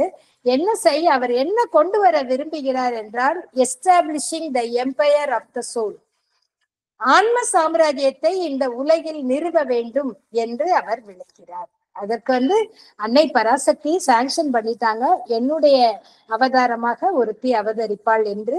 அப்போ 18 திருப்படிகளை கடந்து பேரொழியாம் அன்னையை தரிசனம் செய்து வரமும் பெற்று வருகிறோம். அடுத்து இந்த வாழ்க்கையில நேற்று இதை பத்தி நான் சொன்னேன், மாறி மாறி இருக்கும் இந்த நிலைகள், நமக்குள்ள கொஞ்சம் ஏற்றமும் இறக்கமுமாக இருக்கும் ஒரு கட்ட வரைக்கும். அதுக்கப்புறம் ஸ்டெட்ஃபாஸ்டா நம்ம ஏறுவது மட்டுமே நம்முடைய குறிக்கோளாக, அதுவும் அன்னை நாம் செய்வதாக இருக்கக்கூடாது. நமக்கு அந்த எந்த இடத்துலயும் அந்த அகந்தையும் வரக்கூடாது. நான் உயர்ந்துட்டே போறேன், நம்ம எப்படியா இருக்கோம், மத்தவங்க எல்லாம் தாழ்ந்த நிலையில இருக்காங்கன்னு சொல்லக்கூடாது. ஏன்னா இது ஆன்ம பயணம், டக்குன்னு அவங்க மேலே ஏறி வந்துடுவாங்க, நம்ம இருக்கிற படியில இருப்போம். அதனாலதான் யாரையும் ஜட்ஜ் பண்ணாத, ஜஸ்டிஃபை பண்ணாத, கிரிட்டிசைஸ் பண்ணாத. மதர் எல்லாத்தையும் சொன்னாங்கன்னா வேற வேற அர்த்தம் இருக்கு. ஏன்னா இது ஆன்மாவின் பயணம், டக்குன்னு அவங்க ராக்கெட் வேகத்துல போயிடுவாங்க, அவங்க கீழே இருக்காங்கன்னு நம்ம சொல்லிட்டு இருப்போம். அதனால யாரையும் சொல்லக்கூடாது, நம்மளோட முன்னேற்றத்துல மட்டும் நம்ம கவனமா இருந்து போனோம். இதுக்கு நம்ம நிறைய சிக்கல் அடிக்கடி மீராக்க ஒரு சொல்ல, இடியாப்ப சிக்கல் அடிமாங்க. இடியாப்ப சிக்கல்ல மாற்ற மாதிரி நிறைய மாட்டியிருப்போம். ஏன்னா குடும்ப வாழ்க்கையில இருக்கோம், குடும்பத்தின் உறுப்பினர்கள், அதுக்கப்புறம் கிளைகள், அதுக்கப்புறம் சொந்த பந்தம், பக்கத்துல உறவினர்கள், நண்பர்கள், நெய்பர்ஸ், எத்தனை இருக்கு. எல்லா பிரச்சனைக்குள்ளேயும் நம்மளே அதுவா தேடி வர்றது ஒண்ணு, நம்மளா தேடி போறது ஒண்ணு, எல்லாம் இருக்கும். அப்போ இதுல என்ன செய்வோம், ஹஸ்பண்ட் சரியில்லை, ஒய்ஃப் சரியில்லை, பிள்ளைகள் சரியில்லை, மருமக சரியில்லை, ஏதோ ஒண்ணு, ஆபீஸ்ல யாருமே சரியில்லை, ஏதோ ஒண்ணு சரியில்லை. அப்பெல்லாம் சரியா இருந்தா நான் இதுக்குள்ள வேகமா முன்னேறி இருப்பேன் அப்படின்னு சொல்லக்கூடாது. எதுவுமே சரியில்லாமல் இருந்தால்தான் நீங்க சீக்கிரமா முன்னேற முடியும், அதை மட்டும் ஞாபகம் வச்சுக்கோங்க. சரியில்லாமல் இருந்தால் சீக்கிரம் முன்னேறிவோம். ஏனென்றால் இதெல்லாம் சரி பண்ணிட்டு நம்ம போகணும்னு நினைக்கிறப்போ நமக்கு தாமதமாகும். ஏன்னா இதை பத்தியே கவலைப்பட்டுட்டே இருப்பீங்க. என்னைக்கு அவங்க ரொம்ப கஷ்டப்படுறாங்களே அவங்களுக்குலாம் சரியானாதானே நம்ம இதை பத்தி யோசிக்க முடியும். நீங்க டைரக்டா போனீங்கன்னா எல்லாருக்கும் எல்லா விஷயங்களும் சரியாகும். நீங்க பொண்ணை பத்தி கவலைப்படலாம், பிள்ளைய பத்தி கவலைப்படலாம், இல்ல பினான்சியல் உறவு சிக்கல்கள், எந்த ஒரு கவலை இருந்தாலும் நீங்க ஸ்ட்ரைட் ஃபார்வர்டா போகும்போது, டிவைனை நோக்கி போகும்போது, ஒரு மனிதனின் பூரணத்துவம் still can save the world. அப்போ உங்களோட ஃபேமிலியை சேவ் பண்ண முடியாதா? கண்டிப்பா பண்ண முடியும். சோ இப்ப அடுத்த நிலைகளை நம்ம பார்ப்போம்.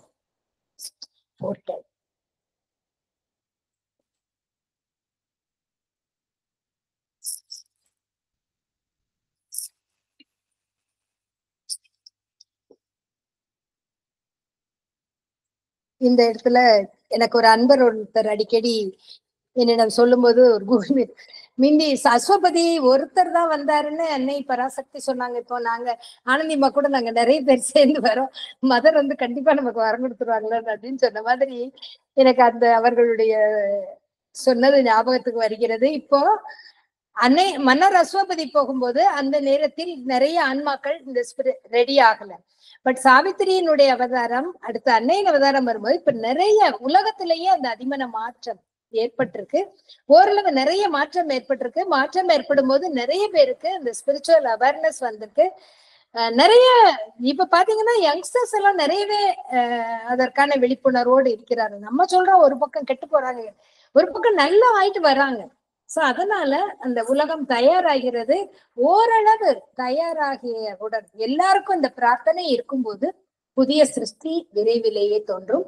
இப்போ அதற்கான நம்ம அடுத்த பார்ட் 2, இதை பார்ட் 2 என்று வைத்திருக்கிறார் பகவான். புக் 4 இதுல 5 canto, the book of birth and quest, canto 1 the birth and childhood of the flame, canto 2 the growth of the flame, canto 3 the call to the quest, 4 the quest, 5 the destined meeting place. book 5 ல canto 1.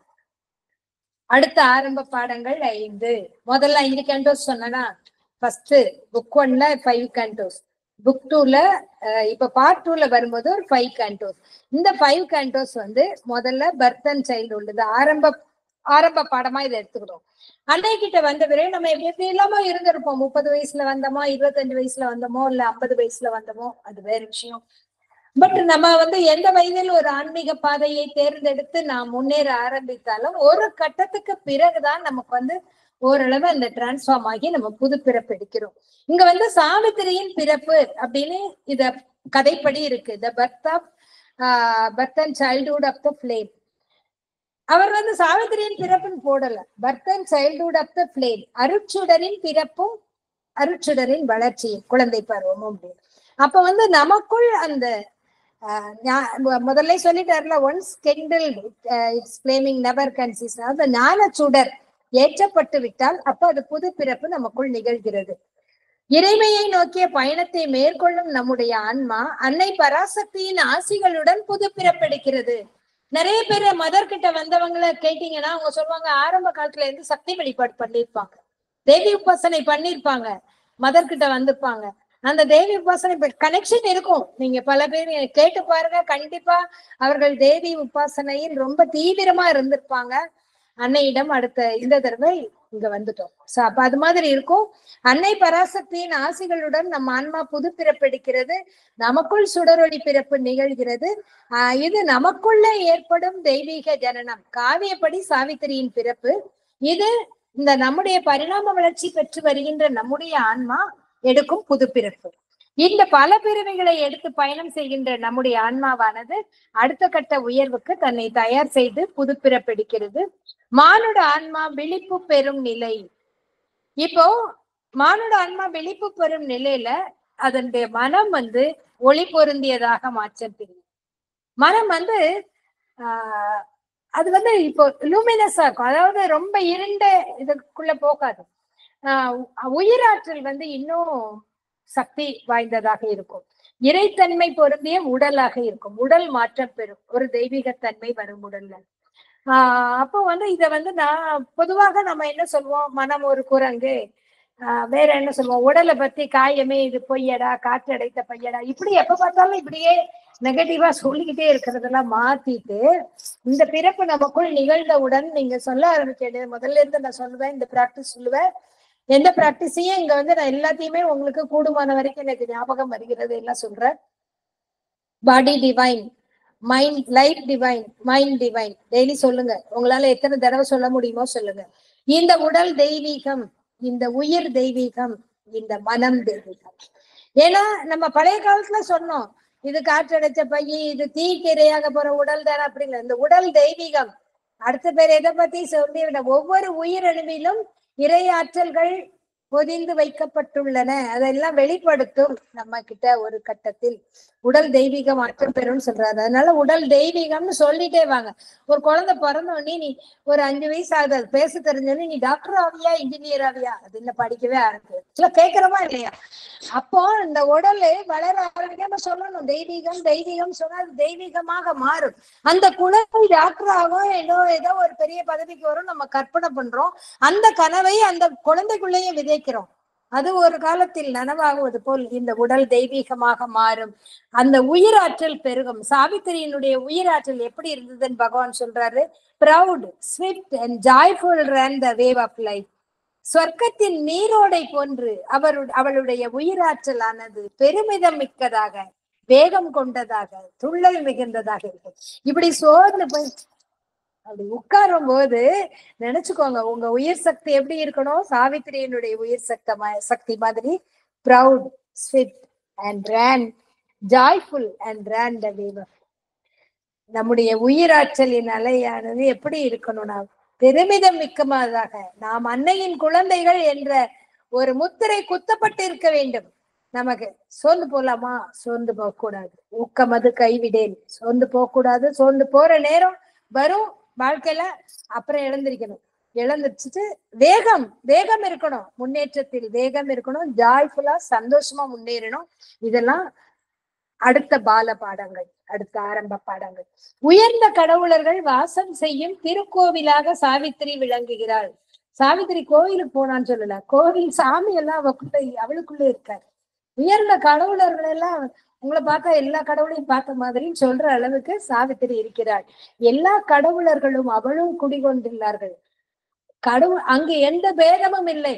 அப்போ லக்ஷ்மி அவங்கெல்லாம் இருந்தாங்கன்னா மேரியும் இருக்காங்க, மரியமும் இருக்காங்க, எல்லாரும் இருக்காங்க.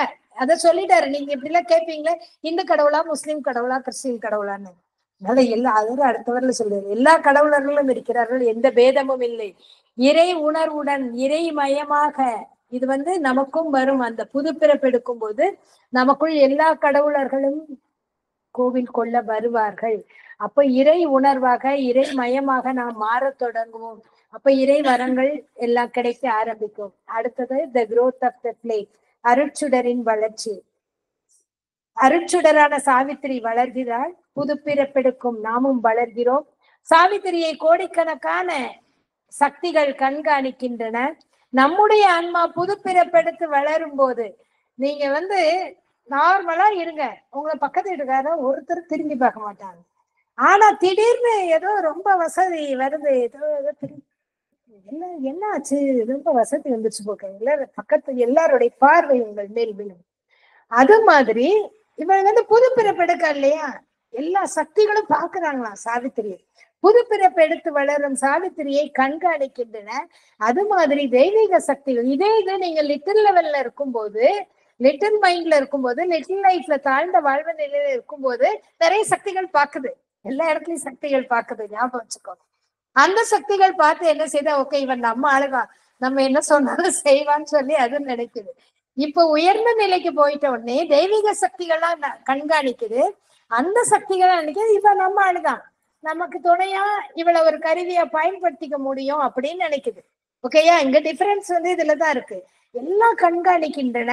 நம் மூலமாக தங்களை வெளிப்படுத்தவென நம்மை பயன்படுத்தி கொள்கின்றன.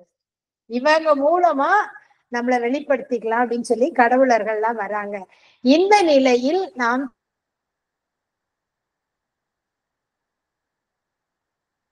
இல்லையே, அதாவது உன் கையில் இருந்த நீ, இது ஒரு காதல் கவிதை, இந்த இடத்துல மறந்து போயினாலும் சொல்றேன். அந்த கவிதையை படிக்கும் போது அது ஒரு இறை உணர்வை ஊட்டக்கூடிய ஒரு கவிதை. அதாவது, கடல் போல் அரண்மனை வேண்டேன், ஒரு சிறு குடில் போதும், அதில் உன் கையில் யாழாய் இருந்து நீர் மீட்டுதல் போல், நீர் விரும்புவது போல் மீட்டி வாழ்வதற்கு நான் விரும்புகிறேன் அப்படின்னு வரும் அந்த கவிதை. அப்ப இறைவன் கையில் இருந்து அவர் மீட்டும் யாழாக, அவர் மீட்டும் புல்லாக, அவருடைய கருவியாக பகவான் அதை சொல்வார், லிவிங் அண்ட் லவ்விங் இன்ஸ்ட்ருமெண்ட் என்று சொல்வார். அப்படி ஒரு கருவியாக நாம் மாற வேண்டும் என்றால் இந்த புது பிறப்பெடுக்கணும். புது பிறப்பெடுத்தாதான் டிவைனோட இன்ஸ்ட்ருமெண்டா நம்ம மாற முடியும், சேனலா மாற முடியும். பேருண்மையை உணர்ந்தவர்களாக அதனை நோக்கி அழைத்து செல்கின்ற நல்லதொரு வழிகாட்டியாக சாவித்திரி விளங்குகிறாள். அவளே எல்லாத்தையும் உணர்ந்தவளாக இருக்கிறாள், அழைத்து செல்கிறாள். அவளுடைய செயல்கள் யாவும் அர்ப்பண உணர்வுடன் செய்யப்படுகின்றன. இங்கேயும் சாவித்திரியும் அந்த சமர்ப்பணத்தை கடைபிடிக்கிறாள், சரணாகதியை கடைபிடிக்கிறாள். உயர்ந்த நிலைக்கு போனா சமர்ப்பணம் வேண்டாம் கிடையாது, சமர்ப்பணம் எல்லா நிலையிலும் வேணும். சமர்ப்பண உணர்வுடன் செய்கிறாள். அவள் உதிர்க்கும் திருச்சொல் ஒவ்வொன்றும் மந்திர சக்தி பொருந்தியதாக மாறுகிறது. ஒவ்வொரு வார்த்தையும் மந்திரம். நான் தான் சொல்லுவேன், சாவித்திரியில ஒரு வார்த்தையை எழுத சொல்றீங்க, ஒரு வார்த்தை கூட அதுல மந்திரம் தான். நீ ஏதோ ஒரு ஏன்னு எழுதிட்டு கூட மந்திரம்னு எழுதிக்க வச்சுக்கோங்க. அரபிந்து நீ ஏதோ எப்படி நீ மந்திரம் நினைச்சா அது மந்திரம் தான்ப்பா. சாவித்திரியில் ஒவ்வொரு வார்த்தையும் மந்திரம், மாதம் ஒரு மந்திரம் சொல்லணும். இது விதையாக உங்களுக்குள் விழுந்து உங்களுக்குள் நாளைக்கு விருட்சமாக வளரக்கூடியது. அதே மாதிரி ஒவ்வொரு வரியும் மந்திரம் தான். அவை நமக்கு வழிகாட்டுகின்றன, நம்முடைய பாதைக்கு ஒளியூட்டுகின்றன. அவளுடைய திருச்சொல் ஒவ்வொன்றும் மந்திர சக்தி பொருந்தியதாக இருக்கிறது. அடுத்து அவ எப்படி இருக்கான்னா, விடுதலை பெற்ற ஆன்மாக்களுக்கும் அவளுடைய திருச்சொல் உதவுகிறது. உலக வாழ்க்கையில் உழலும் ஆன்மாக்களுக்கும் அவளுடைய திருச்சொல் உதவுகிறது. எப்படி கனெக்ட் பண்றாங்க? விடுதலை பெற்ற ஆன்மாக்கள் சாவித்திரி என்ன பேசுறான்னு கேட்க ஆசைப்படுறாங்க. ஏன்னா அவங்களை கேட்டு இறைய ஆனந்தத்தை பத்தி பேசினா இன்னும் சந்தோஷம் தானே, அவங்களுக்கும் பிடிக்குது. உலக வாழ்க்கையில துன்பத்துல இருக்கவங்களுக்கும் அந்த ஆனந்தத்தை பத்தி கேட்க பிடிக்குது. சோ அந்த மாதிரி அனைத்து ஆன்மாக்களையும் தன்னுடைய உள்ளார்ந்த மௌனம் கொண்டு சுற்றி வளைத்து அணைத்து கொள்கிறாள்.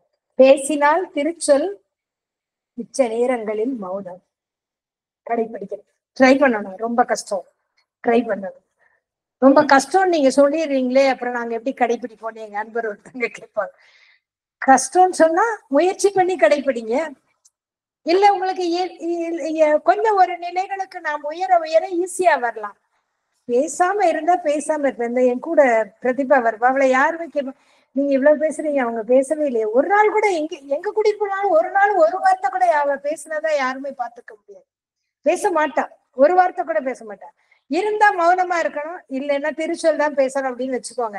சாவித்திரியின் பண்பு நலன்கள் யாவும் வளர்ச்சியடைந்து கொண்டு வரும் ஆன்மாவின் பண்பு நலன்கள். இத்தகு பண்பு நலன்களை நாமும் பெற முடியும். அவள் தன்னை போன்ற தெய்வீக இயல்பு பொருந்தியவர்களாக மற்றவர்களையும் உருவாக்க வேண்டும் என்று பாடுபடுகிறார். 20 வயசுல 25 வயசு இருக்குமா சாவித்திரிக்கு, திருமணமாகாத ஒரு பெண். இப்ப பறந்து இப்பதான் வளர்ந்துட்டு இருக்கா, இந்த இடத்துல இப்ப வளர்ந்துட்டு இருக்கா. அப்ப அவர் என்ன சொல்றாரு, அவள் தன்னை போன்ற தெய்வீக இயல்பு கொண்டவர்களாக மற்றவளையும் மாற்ற வேண்டும் என்று விரும்புகிறாள். அன்னை நம்மை அவ்வாறு உருவாக்க வேண்டும் என்று அன்னை விரும்பினார் இல்லையா? ஒவ்வொரு இடத்துலயும் மதரோட கனெக்ட் பண்ணி பாருங்க. அன்னை மதர் அறிவோ காட் அப்படின்னு கேட்டாங்க. மதர், ஏன் நீ கூட கடவுள் தான், நீனும் கடவுள் தன்மை பெற முடியுமே, நீயே அப்படிதான் மதர் சொன்னாங்க. ஆமா, நீ என்னை வழிபட்டுட்டு அப்படியே இருக்கிற லெவல்ல மதர் சொல்லல. மதர் நம்மை உயர்ந்து வரும்படி கூறினார்கள். அப்போ அதற்கான கட்டளை நமக்கு பிறக்கிறது, த கால் டு த குவெஸ்ட், தேடுதலுக்கான ஆணை. நம்முடைய உயர்வை நாம் தேட வேண்டும், நம்முடைய முன்னேற்றத்தை நாம் தேட வேண்டும், அதற்கான ஆணை பிறக்கிறது. இது எப்படி திருப்பி கொண்டு வராருன்னா, மன்னர் அசோபதி தியானத்தில் ஆழ்ந்திருக்கிறார். அப்ப அவருக்கு ஒரு அசரீரி கேட்கிறது, மானுட இனமே, அவர் ஒருத்தர் தானே, ஆனா அவர் மானுட இனத்தின் பிரதிநிதியாக இருக்கிறார். அதனால அவருக்கு கேட்கறதே ஹியூமன் ரேஸ் அப்படிதான் சொல்றார். மானுட இனமே, மாற்றமே இல்லாத குறுகிய வாழ்ந்து மடிவதற்கா நீங்கள் பிறந்திருக்கிறீர்கள், அதற்காக பிறக்கவில்லை.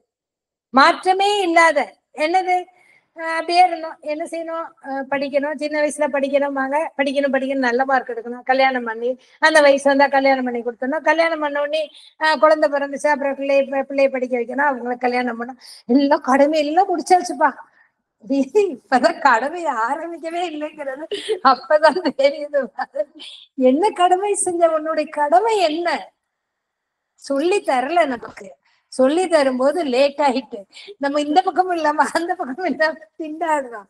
கடமை என்ன, குழந்தை பெற்று அவர்களை திரும்ப எல்லாரும் செட்டில் பண்ணிட்டேன், அவங்களுக்கு எல்லாம் எழுதி வச்சாச்சு, செட்டில் பண்ணி வச்சு. உனக்கு என்ன சேர்த்தாய் இந்த பிறவியில், என்ன சேமிப்பு உனக்கு இருக்கிறது? ஆன்மா இறைவனோட கனெக்ட் ஆகி இருக்கிற நேரம் எல்லாம் தான் நமக்கான சேமிப்பு. அந்த சேமிப்பு மட்டும்தான் நம்மளோட கூட வரும். எவ்வளவு பேங்க் பேலன்ஸ் இருந்தாலும் கூட வராது. எல்லாத்தையும் இந்த உலகத்துல அதைத்தான் சொன்னாங்க, பொருள் இந்த உலகத்தோடு நின்றுடும். இந்த நாம் இறைவனோடு சேர்ந்து இருக்கும் ஒவ்வொரு சனப்பொழுதும் கணக்கிடப்படுகிறது. யார் கணக்கெடுத்தா? அதுக்கெல்லாம் ஆட்டோமேட்டிக் மெஷின் இங்க இருக்கு, யாரும் தப்ப முடியாது. நீ எவ்வளவு நேரம் கனெக்ட் ஆயிருக்குன்னு அங்க தெரியும். இப்ப எல்லாம் கையில வாட்ச் கட்டியிருக்காங்கல்ல, ஸ்மார்ட் வாட்ச், நான் எத்தனை ஸ்டெப் எடுத்தாச்சேன்னு அது கணக்கெடுக்கு. அப்ப கடவுள் இவன் ஸ்மார்ட் வாட்சை இப்பதான் மனிதன் கண்டுபிடிக்கிறான். அவர் எவ்வளவு எல்லாம் கண்டுபிடிச்சு நம்மளை அனுப்பியிருப்பாரு.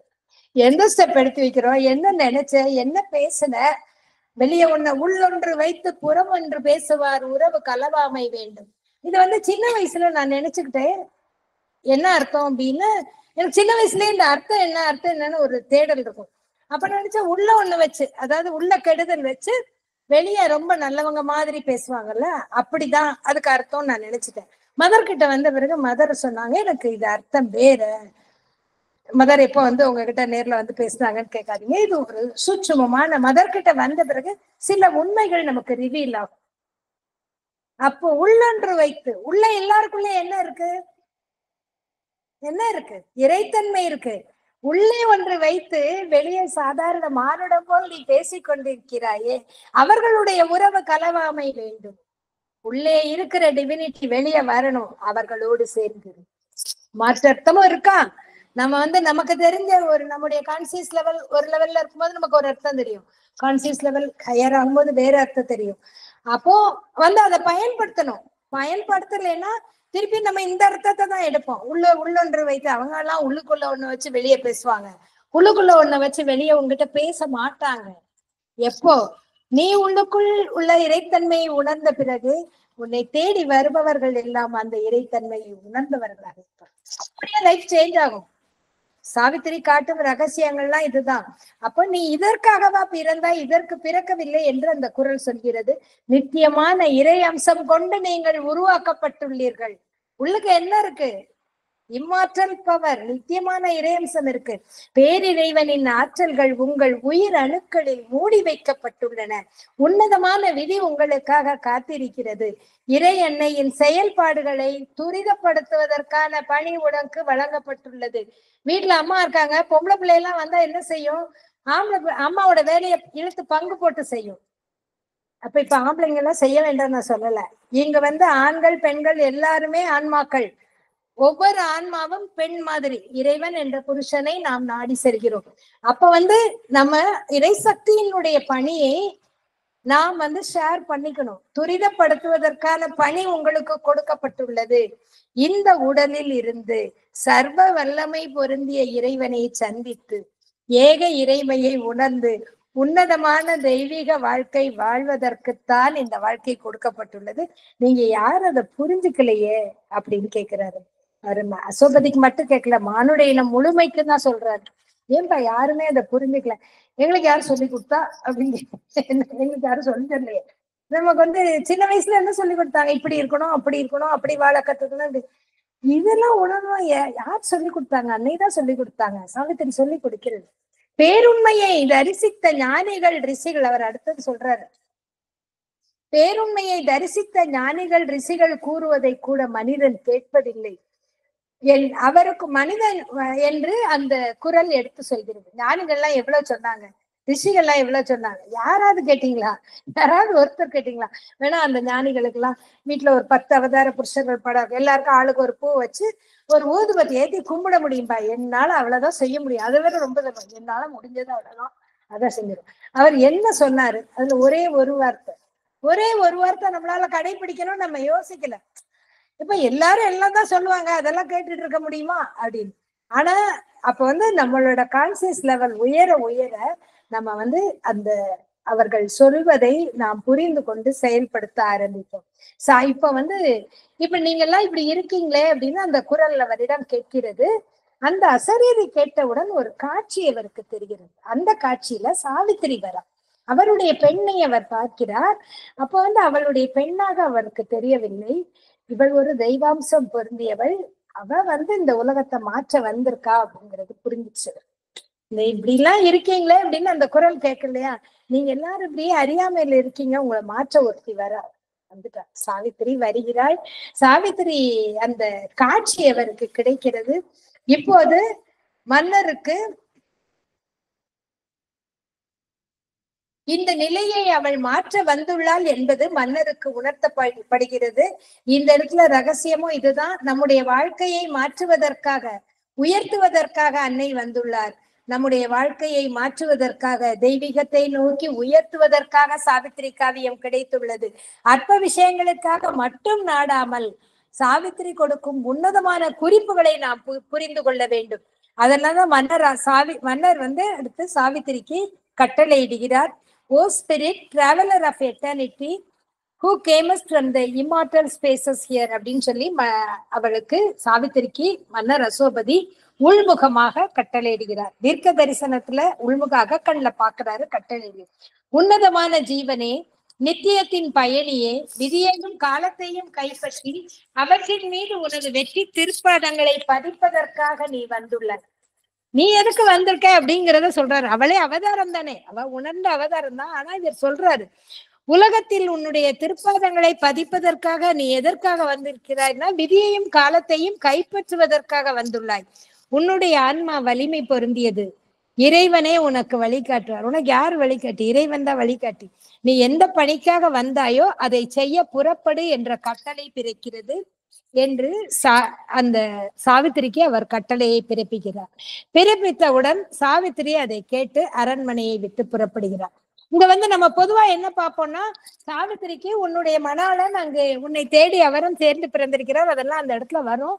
உனக்காக உன்னுடைய மணாளன் ஒரு இடத்தில் காத்திருக்கிறான், நீ அவனை கண்டுகொள்வாயாக, அவனை கண்டவுடன் உன்னுடைய வாழ்க்கை புதுப்பிக்கப்படும் அப்படின்னு சொல்ற மாதிரி இப்ப அவ அடுத்த நிலைக்கு உயர்வதற்கான ஒரு உத்தரவு அவளுக்கு கிடைக்கிறது. அவள் தேடி செல்கிறாள். அரண்மனை விட்டு மறுநாள் காலையில கிளம்பிடுறாள். சாவித்திரி நாடு நகரங்களை கடந்து செல்கிறாள். கானகத்தில் தவத்தில் ஈடுபட்டுள்ள ரிஷிகளை எல்லாம் பார்க்கிறாள்.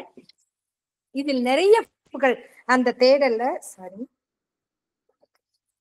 இந்த தேடலில் நிறைய குறிப்புகள் இருக்கும். இந்த quest and call to the quest. அதே மாதிரி growth of the flame அதுல நிறைய இருக்கும். நிறைய குறிப்புகள் இருக்கும் growth of the flameல. அன்னையிடம் நாம் எப்படி அன்னையை அணுகுகிறோம் அப்படிங்கிற குறிப்புகள் எல்லாம் growth of the flameல நிறைய இருக்கும். அதே மாதிரி இந்த தேடல் என்ற பகுதியிலும் நிறைய குறிப்புகள் இருக்கும். இப்ப ஆன்மாவின் தேடல் பலவிதமாக தொடர்கிறது. நிறைய கற்றுக்கொள்ள வேண்டிய விஷயங்கள் இதுல இருக்கு. அப்போ அடுத்ததாக டெஸ்டின் மீட்டிங் பிளேஸ், விதிக்கப்பட்ட இடத்தில் சத்தியவானும் சாவித்திரியும் சந்திக்கிறார்கள். அது அடுத்த 5வது கண்டம். இதோட இந்த நம்முடைய ஆரம்ப பாடம் இந்த 2வது லெவல்ல முடியுது. முடிச்சுட்டு ஏன்னா நான் அதுல நிறைய குறிப்புகள் இருக்குன்னு ஏன் சொல்றேன்னா, இந்த growth of the flameல உள்ள குறிப்புகள் உங்களுக்கான அடுத்த நிலைக்கான ஆரம்ப பாடம். அன்னைக்கிட்ட எப்படி இருக்கணும், ஒரு சிலர் எப்படி இருப்பாங்க அப்படின்னு கொடுத்திருப்பாரு அவரு. அப்புறம் கடைசியில என்ன செய்வாங்க, they gave themselves and asked to know more. எல்லாத்தையும் அன்னைக்கிட்ட எல்லாத்தையும் கொடுத்துட்டாங்க, ஏதோ கேட்கல. ஏன்னா அவங்க செய்யறது எவ்வளவு செய்யறாங்க, அன்னை நமக்கு எல்லாமே அவங்க தானே நடத்துறாங்க. they gave themselves, தன்னையே கொடுத்தார்கள். asked மதர் கிட்ட எனக்கு இதை செஞ்சு கொடுத்துருங்க அதை செஞ்சு கொடுத்துருங்க கேட்கறதுக்கு எல்லாமே அவங்க தானே பார்த்து பார்த்து செய்யறாங்க. நம்ம கேட்க கூட தெரியாது நிறைய நேரங்கள் அன்னை செய்யறாங்க. அடுத்ததாக இப்போ முதல் படியில இருந்து ஆரம்பிக்கிறோம். சத்தியவான் ஃபர்ஸ்ட் ஸ்டெப், இறைமை பற்றிய அறிமுகம். சத்தியவான் என்றதை சொல்லும் போது இந்த இடத்துல நம்முடைய ரொம்ப சத்தியவானை மரணத்திலிருந்து மீட்டாள் சாவித்திரி அப்படின்னு பாக்குறோம். இந்த இடத்துல சத்தியவானை ஒரு இடத்துல பகவான் சொல்வார், is the soul of the earth அப்படின்னு சொல்வாரு, உலகத்தின் ஆன்மாவன். அப்ப அந்த ஆன்மா உணரப்படாமல் இருக்கு. இந்த ஆன்மாவை உணர்வது, அப்ப அந்த ஆன்மாவை முதல்ல நமக்கு அறிமுகப்படுத்துறாரு. சத்தியவானுடைய குணநலன்கள் பற்றி அவர் சொல்லும் போது நம்மை நாம் எத்தகையவர்களாக உயர்த்தி கொள்ள வேண்டும். அந்த பாலபாடம் முடிச்சு ஃபர்ஸ்ட் ஸ்டெப், நம்ம எப்படி உயர்த்துக்கணும். எல்லாருள்ளும் உரையும் இறைமையை உணர்ந்தவனாக சத்தியவான் இருக்கிறான்.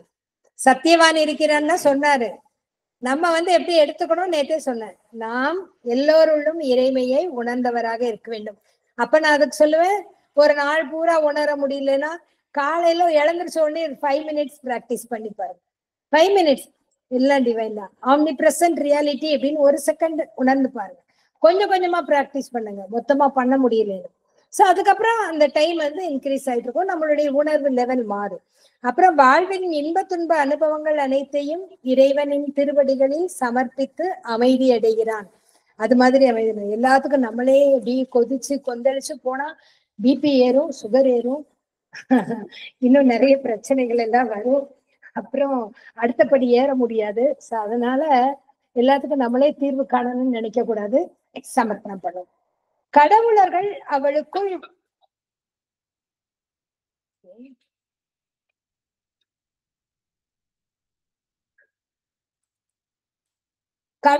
அவனுக்குள் வருகை தந்து மாற்றம் செய்கின்றனர். சத்தியவான் என்னும் அப்ப அடுத்து இந்த பகுதியில எங்கேயோ மிஸ் ஆகுது, ஒரே நிமிஷம்.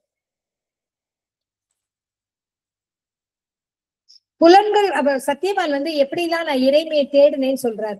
புலன்கள் கொண்டு புறப்பார்வை கொண்டு மனம் கொண்டு இறைவனை அறிய முடியாது. அந்த குறிப்புங்க தராரு. புலன்கள் கொண்டு அறிய முடியாது. இதை பார்த்து பார்த்து கோவில்ல போய் இப்படி கண்ணால இன்னைக்கு தரிசனம் பார்த்த, கற்பூர ஆரத்தி பார்த்த, அது ஓரளவு நமக்கு மனசுக்கு நிம்மதி கொடுக்குது. பட் இன்னும் தாண்டி உள்ள போகணும். புறப்பார்வை கொண்டு அறிய முடியாது. உலகியல் சடங்குகள் சம்பிரதாயங்கள் கொண்டு உணர முடியாது. நிறைய சடங்குகள் சம்பிரதாயங்களை எல்லாம் பிராக்டிஸ் பண்ணிட்டா டிவைன் அணுக முடியுமானா முடியாது. மந்திரம் மாந்திரிகம் கொண்டு அணுக முடியாது. பாயிண்ட்ஸ் எல்லாம் நிறைய கொடுக்குறாரு, நான் இங்க ஒரு சில தான் எடுத்துட்டு வந்தேன். அன்னை பராசக்தியிடம் சரணடைவதால் மட்டுமே இறைநிலையை அடைய முடியும் என்ற குறிப்புகளை வழங்குகிறார். இதெல்லாம் சத்தியவான் சாவித்திரி கிட்ட சொல்றாரு. நான் எனக்கு எல்லாம் உணர்ந்தேன், ஆனா எனக்கு இன்னும் இறைவனோட டைரக்டா கனெக்ஷன் ஏற்படல. இப்ப நீ வந்த உடனே எனக்கு ஒரு நம்பிக்கை வருகிறது. All with thy coming face, நீ வந்ததால் எல்லாம் எனக்கு என் வாழ்வில் நிறைவேறுகின்றன. டிசென்ட் அப்படின்னு சொல்றாரு. டிசென்ட் ஓ ஹாப்பினஸ், அந்த வரிகள்லாம் ரொம்ப அற்புதமா இருக்கும். சந்தோஷமே உன் தங்க நிலவு பாதங்கள் கொண்டு இங்கு இறங்கு, என் வாழ்வில் இறங்கு, என் வாழ்க்கை மாறட்டும் என்று சத்யவான் கூறுவது போன்று அதெல்லாம் அல்டிமேட். நீங்க வந்து அதை வாசிச்சா அன்னைக்கு பூரா அதுலயே வாசிட்டே இருக்கும். அப்படி ஒரு அற்புதமான பகுதிகள். ஆஹ் ஆஹ் ஆஹ் ஆமா, அவ்வளவு அவர்கள் இருவருக்கும் இடையே நடக்கும் உரையாடல். அப்புறம் அவள் கானகத்தில் கிடைக்கும் மலர்களை பறித்து ஒரு மாலை தொடுத்து சத்யவானுக்கு அணிவிக்கிறார். சத்யவானுக்கு அணிவித்து அவர்களுடைய திருமணம் நடக்கிறது. நம் ஆன்மாவின் நாயகனான இறைவனை நாம் கண்டுகொள்வதற்கான வழிமுறைகள், அதற்கு உதவக்கூடிய பண்பு நலன்கள், அதெல்லாம் பற்றி சத்யவான் என்ற தலைப்புல நம்ம அறிகிறோம். அடுத்தது அந்த ஆன்மாவுக்கும் நமக்குமான, இறைவனுக்கும் நமக்குமான பந்தம் வந்து ரொம்ப நிலையான பந்தம். இந்த நிலையான பந்தத்தை நம்ம எப்படி திருப்பி கொண்டு வர முடியும்னா, புற மனதை கடந்து உள்ளார்ந்து பயணிக்கும் போதுதான் நம்ம ஆன்மாவே கணரும். புற மனசை கொஞ்ச நேரம் எல்லா நேரத்துலயும் நம்ம வாழ்க்கையில அப்படி விட்டு வெளியே வர முடியாது. அப்படின்னா அதுக்காக தான் ஒரு பர்டிகுலர் டைம் நம்ம ஒதுக்கணும். இப்ப மையங்கள் ஏன் ஏற்பாடு படுத்து, இப்ப வந்து மையம் என்பது ஒரு லூமினஸ் இன்னர் சென்டர்ன்னு சொல்றாங்க. ஒளி பொருந்திய உள்முக மையம். ஒளி பொருந்திய உள்முக மையத்துக்கு போறதுக்கு நம்ம நிறைய பிராக்டிஸ் பண்ணணும். அப்ப வீட்டுல நம்மளால தியானம் பண்ண முடியல அமைதியான, அப்ப மையத்துக்கு வந்து பண்ணுவோம். இங்க வந்து நமக்கான ஒரு அமைதியான சூழலை அவர்கள் ஏற்படுத்தி கொடுக்கிறார்கள். அங்க வந்து அந்த நம்ம ட்ரை பண்ணணும். அப்போ அடுத்தடுத்த முயற்சிகளை பண்ணுவதற்கு தியான மையங்கள் நமக்கு உறுதுணையாக இருக்கின்றன. அப்போ சத்யவான் என்னும் புதிய கதிரவனுக்கு வரவு கூறி அவளுடைய ஆன்மா திறந்து கொள்கிறது. அவள் பாக்குறா கடவுளர்கள் எல்லாம் அவ வந்து சத்யவானும் வழக்கமா போற பாதையை விட்டு மாறி போறான். சாவித்திரி முதல்ல அவனை பாக்குறா, பார்த்த உடனே வெற்றி பார்வையாதான் பாக்குறா. அதுக்குள்ள கடவுள் எல்லாம் அவளுக்குள்ள ஒரு மாற்றத்தை ஏற்ப, சும்மாவா பார்த்துட்டு போற, அவர் யாரு, அவர் தான் உன்னுடைய வாழ்க்கை துணை, ஒரு மாற்றத்தை ஏற்படுத்தி விடுகிறார்கள். அப்போ சத்யவான் என்னும் புதிய கதிரவனுக்கு அவளுடைய ஆன்மா திறந்து கொள்கிறது. அவர்கள் தங்கள் பார்வையை பரிமாறிக்கொள்ளும் அந்த கண நேரமானது நித்தியத்தின் ஒளிக்கதிரை தாங்கியதாக இருக்கிறது. உலகில் புதியதொரு சகாப்தம் மலர்கிறது என்று கூறி அந்த பகுதியை நிறைவு செய்கிறார். அடுத்ததுதான் சத்யவான் சாவித்திரி. இதுல வந்து வலிமை வாய்ந்த கடவுளர்கள் நமக்கு உதவுகிறார்கள் நம் ஆன்மாவை இனம் கண்டு கொள்வதற்கு என்று கூறுகிறார். நிலையற்ற உறவுகளை பெரிதாக நினைப்பதை விடுத்து நித்தியமான உறவாகிய இறைமையை நோக்கி திரும்ப வேண்டும். இந்த சத்யவான் சாவித்திரி மேரேஜ் எல்லாம் ரொம்ப நீங்க விளக்கமா வேணா ஆடியோல இதுல கேட்டுக்கோங்க. நான் இப்ப முடிச்சு. அப்போ இந்த இடத்துல நமக்கு உள்ள குறிப்பு என்னன்னா, அகக்கோவிலை உருவாக்க வேண்டும், அங்கு இறைமையை தரிசிக்க வேண்டும். அன்னையின் ஸ்பரிசம் பட்டு நம் வாழ்வு படிப்படியாக மாற்றம் பெறுகிறது. நாம் அதிமன உணர்வுக்குள் பிறப்பெடுக்கிறோம். இதற்காகத்தான் இந்த வாழ்க்கை நமக்கு கொடுக்கப்பட்டுள்ளது அப்படிங்கிறதெல்லாம் கொஞ்சம் கொஞ்சமாக அவர்கள் உணர ஆரம்பிக்கக்கூடிய நிலையில தான் இங்க சொல்றாரு. அடுத்ததாக book 6 Canto 1 The Word of Faith. இது வந்து தேர்ட் ஸ்டெப். ஓகேயா? சத்யவான் அண்ட் சாவித்திரி. சத்யவான் அண்ட் சாவித்திரி 12 பக்கம். நிறைய பேருக்கு முதல்ல என்ன செய்வா, கல்யாணம் வீட்டுல திருமணம் நடக்கணும், திருமண தடை அப்படின்னு கேட்டா அதை படிங்க அப்படின்னு சொல்லுவாங்க. கண்டிப்பா சின்சியரா படிப்பாங்க. படிக்கும்போது அவர்கள் ஆன்மாவுக்குள் மாற்றம் ஏற்படும். ஆன்மா அந்த இறைவன் என்னும் கதிரவனுக்கு திறந்து கொள்ளும். தன்னுடைய குழந்தைக்கு ஒரு துணை வேண்டும் என்று தேடுபவர்கள் தன்னுடைய ஆன்மாவை அந்த இறை துணை கொண்டு அந்த ஆனந்தத்தை கொடுக்க வேண்டும் என்ற ஒரு குறிப்பு கிடைக்கும். சோ அதனாலதான் அந்த 12 பேஜ படிங்க அப்படின்னு சொல்றது. அதே மாதிரி சத்யவானை படிக்கும்போது ரொம்ப அற்புதமான அவருடைய குணநலன்களை எல்லாம் படிக்கும்போது வந்து நமக்கு அது மாதிரி நம்ம சத்யவான் மாதிரி இவ்வளவு மாற முடியுமா, சாவித்திரி மாதிரி மாற முடியுமா நமக்கு தோணும். இப்போ ஒரு சாதாரண ஒரு நாவல் படிக்கிறோம்னு வச்சுக்கோங்க, அதுல ஒரு கேரக்டர் நல்லா இருக்கு, அந்த கேரக்டரை மாத்தி நம்ம மனசு அப்படியே இமேஜின் பண்ணும் இல்லையா, அப்படியே அவ கூட நம்ம டிராவல் பண்ற மாதிரி இருக்கும். நான் நாவல் படிச்சு ரொம்ப நாள் ஆயிட்டேன், அதையும் சொல்லிக்கிறேன். சின்ன வயசுல நிறைய படிப்பேன், ஆன்மீக நூல்களும் சரி, இந்த மாதிரி எதுவும் சரி. அதுக்கப்புறம் சாவித்திரி படிக்க ஆரம்பிச்ச பிறகு எனக்கு வந்து ஒரே ஒரு விஷயம், அதுக்கு என்ன காரணம்னு எனக்கு தெரியல. நானா யோசிச்சு கொண்டது, இதற்கு பிறகு எனக்கு நிறைய படிக்கணும்னு தோணல. ஒரு இடத்துல நிறைய படிச்சதையும் நான் மறந்துட்டேன். எல்லாமே அதாவது பெருமைக்காக சொல்லவில்லை. சின்ன வயசுலயே நிறைய ஸ்பிரிச்சுவல் புக்ஸ் படிச்சிருக்கேன். ஏன்னா எங்க அப்பா கிட்ட தான் இருந்தது. அப்பா அந்த வழியில இருந்ததுனால நிறைய கத்துக்கிட்டேன். பட் சாவித்திரி படிக்க ஆரம்பிச்ச பிறகு எனக்கு நாட்டம் குறைந்து விட்டது. வேற எதுலையும் தோள் கண்டார் தோளை கண்டார். அதுக்கப்புறம் ஏன் ராமனின் திருமுக தரிசனம் பார்க்க வேண்டாமா, அவருடைய திருப்ப அல்ல போதும் அப்படி. அது மாதிரி ஒரு நிறைவு சாவித்திரியில எனக்கு கிடைத்தது. அந்த நிறைவு, அதற்கு பிறகு நான் அதிகமா எதுவும் படிக்கிறத விட்டுட்டேன். எதுவுமே படிக்கிறத விட்டேன். முதல்ல லைஃப் டிவைன் தான் நான் எடுத்தேன். ஃபர்ஸ்ட் லைஃப் டிவைனை எழுதிட்டு இருந்தேன், சொல்ல ஆரம்பிச்சேன், எல்லாம் செஞ்சேன். பனிமலர்ல லைஃப் டிவைன் சிந்தசிஸ் எல்லாமே சைமல்டேனியஸா கொடுத்துட்டு இருந்தேன். பட் சாவித்திரியில ரொம்ப ஆழ்ந்து போன பிறகு எனக்கு அதுல ஒரு நிறைவு இருக்கு. இன்னும் படிக்கிறத விட அப்படியே உட்கார்ந்துருக்கலாமே, பரமானந்தமா இருக்குன்னு அப்படியே ஒரு நிலை. சோ அப்படி ஒரு கட்டத்துல வரும்போது ஒவ்வொரு நிலையிலும் நம்ம ஒவ்வொரு அடுத்தடுத்த படிநிலைகளுக்கு உயரும். சாவித்திரி படிக்கும்போது அந்த நிறைவு உங்களுக்கு கிடைக்கும். அடுத்தடுத்த உங்களுக்கான வழிகாட்டுதல் கிடைக்கும். இப்போ 3வது ஸ்டெப், நான் வேற ஏதோ ஒரு விஷயத்த சொல்ல வந்தேன், அதை ஞாபகப்படுத்துங்க. அது மாதிரி இந்த சத்யவான் சாவித்திரி திருமணம் இதெல்லாம் படிக்கும்போது ஒரு நிறைய மாற்றங்கள் உங்களுக்குள்ள ஏற்படும். இப்போ த வேர்ட் ஆஃப் ஃபேட், விதியின் சொற்பிரமாணம், இது எல்லாருக்கும் இந்த பார்ட் 2ல எல்லாருக்கும் ரொம்ப இன்ட்ரெஸ்டிங்கா இருக்கும். பார்ட் 2, அதாவது புக் 2 யாரும் படிக்க மாட்டாங்க. புக் 2னா பயம், நிறைய பேர் படிக்க மாட்டாங்க. நீங்க கேட்டு பாருங்க, படிக்க மாட்டீங்கல்ல. புக் 2 நான் எழுதி முடிச்ச உடனே மாலினி நாராயணன் மேடமே கேட்டாங்க, ஆனந்திமா நீங்க எப்படி புக் 2 எழுதுனீங்க? நிறைய பேர் புக் 2 நாங்க படிக்க தொடர்ந்து பயப்படுவாங்க அப்படின்னு. ஏனென்றால் புக் 2னா அது ஒரு 15 கேண்டோஸ் இல்ல, ஒவ்வொரு 15 படி ஏறகடி கஷ்டமா இருக்கும். ஏதோ ஒரு காரணம் புக் 2 படிக்க வேண்டாம், டைரக்டா புக் 3க்கு போயிடலாம். ஏன்னா book of the divine mother, book of the divine மதருக்கு எப்படி போக முடியும்? இவ்வளவு படிச்சாதான் போக முடியும். ஓகேயா, நம்ம வாசிக்கலாம், இப்படியே ஸ்கிப் பண்ணிட்டு 710வது பக்கம் வாசிக்கலாம், இறைவன் வரம் கொடுக்கும் பகுதி வாசிக்கலாம். பட் கண்டிப்பா இந்த படி நிலைகளை கடந்துதாகணும். அப்போ அடுத்த புக் 2 அடுத்து இந்த புக் 3ல புக் 3 முடிஞ்ச பிறகு புக் 4 சாவித்திரி பிறக்கிறது, நாரதர் வர்றதெல்லாம் கதை ஒரு சூடு பிடிக்கும், இன்ட்ரெஸ்ட் ஆகும். ஓ, நாரதர் வந்திருக்காரு, என்ன சொல்ல போறாரு, அவங்க அம்மா வாதாடுறாங்க, இதெல்லாம் நமக்கு நம்முடைய உலக வாழ்க்கை நாடகம் மாதிரி இருக்குல்ல கொஞ்சம். அப்ப நமக்கு இவங்க நம்ம ஆட்கள் தான், அது வரைக்கும் வேற ஏதோ உங்களை டிவைன் பீயிங் வச்சிருந்தேன், நம்மளே மாதிரிதான் அவங்க அம்மாவும் சண்டை போடுறாங்க அப்படிங்கிற மாதிரி நமக்கு ஒரு நெருக்கம் ஏற்படும். பட் ஆனால் இந்த படித்தரங்கள் கஷ்டம். முதல் 10 படி நீங்க ஈஸியா ஏறிடுவீங்க, 18 படி ஏறும்போது ஈஸியா ஏறிடலாம். 19 படி ஏறும்போது கொஞ்சம் மூச்சு வாங்குதுல, கொஞ்சம் பிள்ளைக்குதுல, அதுக்கு மேல பார்த்துட்டு தான் இருக்கும். இதுல உள்ள ஸ்டெப்ஸ் எல்லாம் நீங்க கொஞ்சம் ஏறும்போது கொஞ்சம் கஷ்டமா இருக்க மாதிரி இருக்கும். இங்கதான் விதி விளையாடுது. த வேர்ட் ஆஃப் ஃபேட், விதியின் சொற்பிரமாணம். நாரதர் பூமிக்கு வருகிறார்.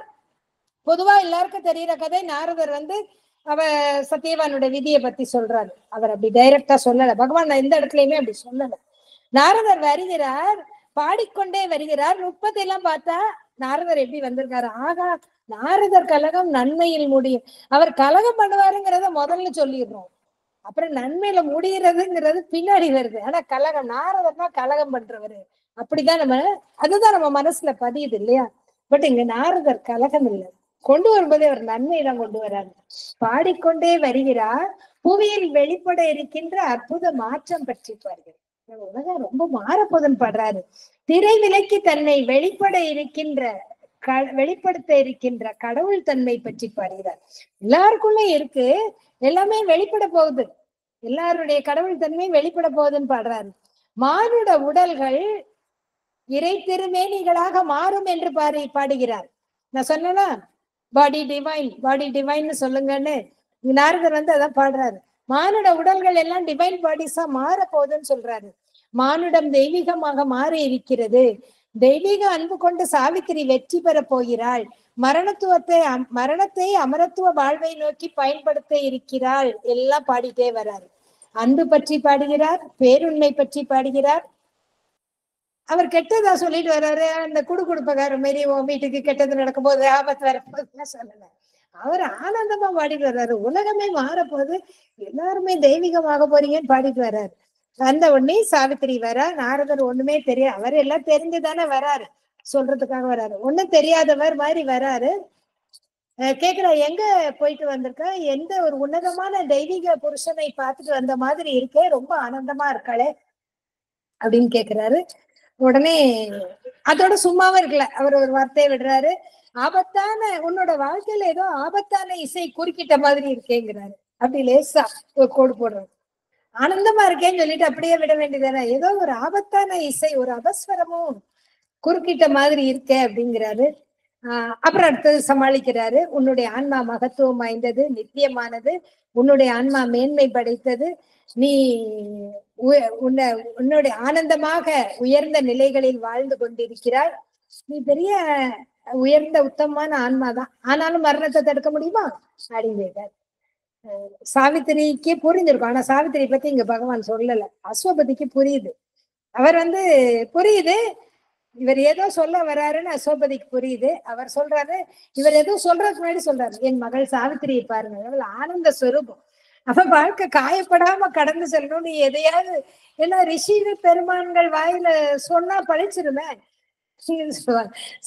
சாவித்திரி சொல்கிற வாயால் கூட எதையும் நல்லதை மட்டும்தான் பேசணும். நீங்க சாவித்திரியை வாசிக்க ஆரம்பிச்சீங்கன்னா நீங்கள் நல்லதை மட்டுமே பேசுங்கள். இது நான் உங்களுக்கு கொடுக்கும் ஒரு அன்பான வேண்டுகோள், எனக்கும் நான் சொல்லிக் கொள்ளும் பயிற்சி. ஏனென்றால் ரிஷி பெருமான் சொல்லிட்டாரு அப்படின்னா ஏதோ சொல்லிட போறாருன்னு மன்னர் அசோபதி பயப்படுறாரு. அப்ப இவ எங்க போயிட்டு வர்றான்னு கேட்காரு. அவ தன்னுடைய கணவனை தேடி கானகத்துக்கு சென்றாள் அப்படின்னு சொல்றாரு. உடனே மகட்ட சொல்றாரு, நீ சொல்லுமா, நீ தேர்ந்தெடுத்த மணாளன் யாருட்டு, அவருடைய பெயரை வெளிப்படுத்துவாயாகன்னு சொல்றாரு. உடனே பேஜ் நம்பர் 424 இருக்கும் புக்குல, மந்திர திறவுகள் 5வது பக்கத்துல இருக்கு. தந்தையே, அரசரே, நான் என் கணவரை தேர்ந்தெடுத்து விட்டேன். சால்வா நாட்டு அரசர் கிமத்சேனனுடைய மகன் சத்தியவானை நான் கானகத்தில் சந்தித்தேன். அவரையே என்னுடைய மணாளனை தேர்ந்தெடுத்திருக்கிறேன். நாடு கடத்தப்பட்டவர், அதெல்லாம் சொல்லிடுறார். அவர் மன்னர் இல்லை, இப்போ நாடு கடத்தப்பட்டவர், கண் பார்வை இல்லாதவர், அவருடைய மகனை நான் கானகத்துல இருக்காரு, அவர் சந்திச்சேன். இவ இளவரசி. அப்போ உடனே அவர் என்ன சொல்லணும், இப்படி போய் உன்னை தேர்ந்தெடுக்க சொன்னா இப்படி ஒரு நாடு நகரத்தை இழந்த ஒருத்தனையா பண்ணிட்டு வரா, காட்டுல இருக்க ஒருத்தனையா நீ தேர்ந்தெடுத்த கேட்கலையே அவரு. I approve thy choice. If this is all, then all is surely well. Only for good the secret will convert. இவர் தானே உன்னை தேர்ந்தெடுத்துட்டு வான்னு அனுப்புனாரு, நீ யார தேர்ந்தெடுத்த அப்படியா, ஓகே, இறைவன் உன் மூலமாக. Page number 424.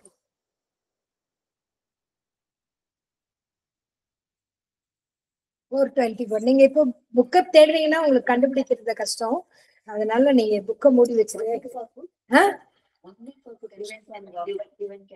I approve thy choice, அந்த இடத்துல இருக்கும். If this is all, then all is surely well, only for good.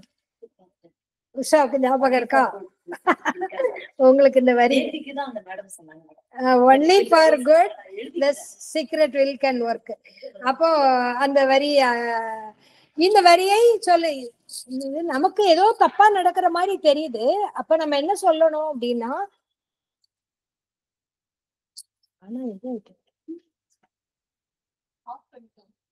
இல்லையே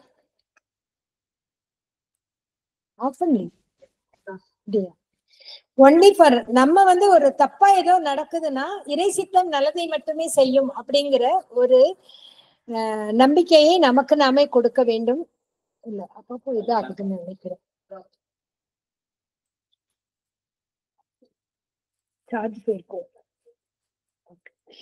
அப்போ சாவித்திரியின் தாய் பதறுகிறாள். நாரதர் எதுவும் கூறிடக்கூடாதுன்னு மன்னர் கவனமாக இருக்காரு. அப்பாவுக்கு இவர் எதையாவது தப்பா சொல்லிட போறாரு அப்படின்னாலும் அம்மாக்கு தெரிஞ்சிருச்சு, ஏதோ ஆபத்து இருக்கிறது என்பதை உணர்ந்து கொள்ளும் அவளுடைய தாய் நாரதரிடம், என்னதுன்னு சொல்லுங்க கொஞ்சம், அப்பனா நாங்க அதுக்கேற்றபடி எங்களை தயார் பண்ணிப்போம்ல கேட்கிறேன். உடனே எதிர்காலம் பற்றி தெரிந்து கொள்வது ரொம்ப கஷ்டம்தான், சொல்ல வேண்டாமே அப்படின்னு நினைக்கிறாரு. அவர் சொல்றாரு, விதியால் இயக்கப்படுபவர்களை யார் காப்பாற்ற முடியும்? உன் மகளை யாரும் காப்பாற்ற முடியாது, அவ சொன்னாலும் கேட்க மாட்டா, அவ விதிதான் இப்ப அவளை இயக்குது, அதனால நம்ம ஒண்ணும் பண்ண முடியாது, எந்த பிரார்த்தனையும் அவளை திசை திருப்ப முடியாது அப்படின்னு நாரதர் சொல்றாரு. சொன்ன உடனே திருப்பியும் இந்த அம்மா விடல. அவர் எதுவும் சொல்லிடாதீங்கிறாரு. அப்பா எதுவும் சொல்லிடாதீங்க, என் மகன் நல்லா இருக்கட்டும், தப்பா இருந்தாலும் எதுவும் சொல்லாதீங்க, இறைவன் பார்த்துப்பாருங்கிறாரு. என்ன தந்தையினுடைய பக்குவம், தாயினுடைய பாசம் பதறுகிறது. இந்த ரெண்டு நிலையும் காண்பிக்கிறாரு. சாவித்திரி நடுவில் இருக்கிறாள். தந்தையினுடைய பக்குவமும் அவளுக்கு இருக்கிறது, தாயினுடைய கேள்விகளுக்கு பதில் காண வேண்டும் என்ற உறுதி இருக்கு. இந்த இடத்துல நீங்க அம்மா கேக்குறா, அத்தனை கேள்வி கேட்கிறா. ஏன் இப்படி, எதுக்காக கடவுள் இப்படி பண்றாரு, ஏன் இந்த மாதிரி எங்களை கஷ்டப்படுத்தணும், படிச்சுட்டு ஏன் எங்களுக்கு உடல்ல இவ்வளவு நோய் வரணும், எல்லா கேள்வி கேட்கிறா. அவள் தாய் கேட்கும் கேள்விகளுக்கு விடை காண்பதற்காக சாவித்திரியினுடைய யோகம் வந்து அடுத்த கட்டத்துக்கு தந்தையினுடைய நம்பிக்கையை துணையாக கொண்டு தாயின் கேள்விகளுக்கு விடை காணும் ஒரு உத்வேகம் அவளிடம் இருந்தது. அப்போ தேங்க்யூ. சத்தியவானை பத்தி இவ சாவித்திரியின் அம்மா சொல்றா, எந்த ஈவில் போர்ஸ் இப்படி என் மகளோட வாழ்க்கையில குறுக்க வந்தது, யாரு எந்த தீய சக்தி சத்தியவான் வடிவுல வந்து அவளை கவர்ந்ததுன்னு கேக்குறான். அவளுக்கு கோபம் வருது, இப்படி வந்து நம்ம மகளோட வாழ்க்கையில குறுக்க வந்துட்டானேன்னு அப்படின்னு நினைக்கிறான். உடனே நாரதர் வந்து சத்தியவான் பத்தி சொல்றாரு, நிறைய சொல்றாரு. ஆனா நான் ஒரு சில பாயிண்ட்ஸ் மட்டும் எடுத்துட்டு வந்தேன். ஏன்னா எனக்கு முந்தி மாதிரி இப்போ எழுதுறதுக்கு நேரம் இல்லை. முதல்ல கொஞ்சம் டைம் இடையில புதுசாக உங்களுக்கு திருப்பியும் நான், ஏன்னா புக்கில் இருக்கு, புக்கை பார்த்து வாசிக்கலாம், அது பெரட்டணும் நிறைய. நான் மற்ற இடத்துல எடுத்தது ரொம்ப விரிவா இருக்கும். ஸோ அதுல போய் நம்ம திருப்பி மார்க் பண்ணிட்டு அங்க இங்க பொருட்டணும், திருப்பி எழுதுறேன்னா. ஆனா இந்த பாயிண்ட்ஸ் மட்டும் கேளுங்க. இவ்வளவு ஒரு அற்புதமான புருஷன் சொல்றாரு. அவ தேர்ந்தெடுத்திருக்கிறது சாதாரண ஆள் கிடையாது, ரொம்ப உன்னதமானவர், உத்தமமானவர் அப்படின்னு சொல்லிட்டு அவர் இந்த வார்த்தையும் சொல்லலாமா? இதெல்லாம் முதல்ல சொல்றாரு.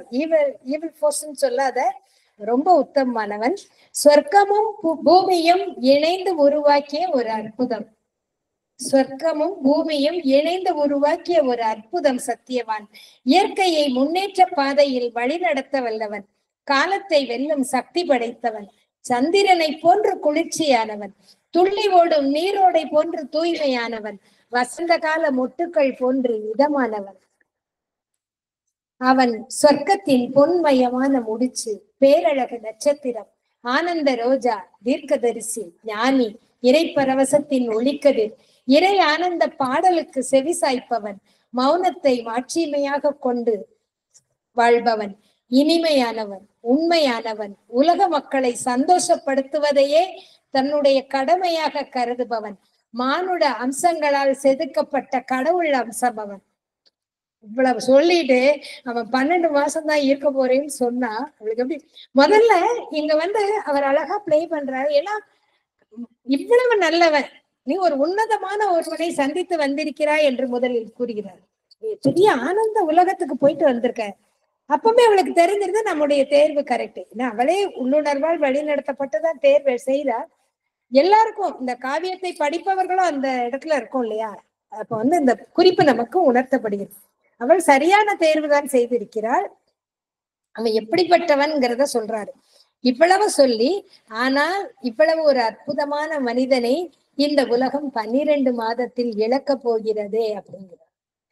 அப்படியே அத மாதிரி வேற மாதிரி சொல்லியிருக்கலாமே, உன் மக தேர்ந்தெடுத்துட்டு வந்திருக்கா, கரெக்ட் தான், இறை சித்தம்னு உங்க வீட்டுக்காரர் சொல்லிட்டாரு, ஆனா அற்ப ஆயுசுக்காரனே அப்படின்னு உலக மக்கள் இந்த கழகம் மூட்டை வரும் அப்படி சொல்ற மாதிரி சொல்லல. பேரழகு ரோஜா, பேரழகு நட்சத்திரம், என்னெல்லாமோ சொல்றாரு. இவ்வளவு சொல்லி ஆனா ஆயுசு கம்மிங்கிறாரு. இப்ப சொன்ன உடனே சாவித்திரிக்குள்ள வேகம் வருது. இப்படிப்பட்ட அற்புதமான ஒருவனை உலகை விட்டு செல்ல விட மாட்டேன், இந்த உலகத்துக்கு நல்லவன் வேண்டும். அவ வந்து என்ன சொல்றா, எனக்கு இப்படி ஒரு நல்ல புருஷன் கிடைச்சிட்டானே அப்படி ஒரு சொல்லல, எனக்கு இப்படிப்பட்ட ஒரு மனிதனை உலகத்தை விட்டு நான் செல்ல அனுமதிக்க மாட்டேன், உலகம் முழுவதும் இது போன்று தெய்வீகமாக மாற வேண்டும் என்று வரத்தை கேட்க வேண்டும் என்று முடிவு செய்கிறாள்.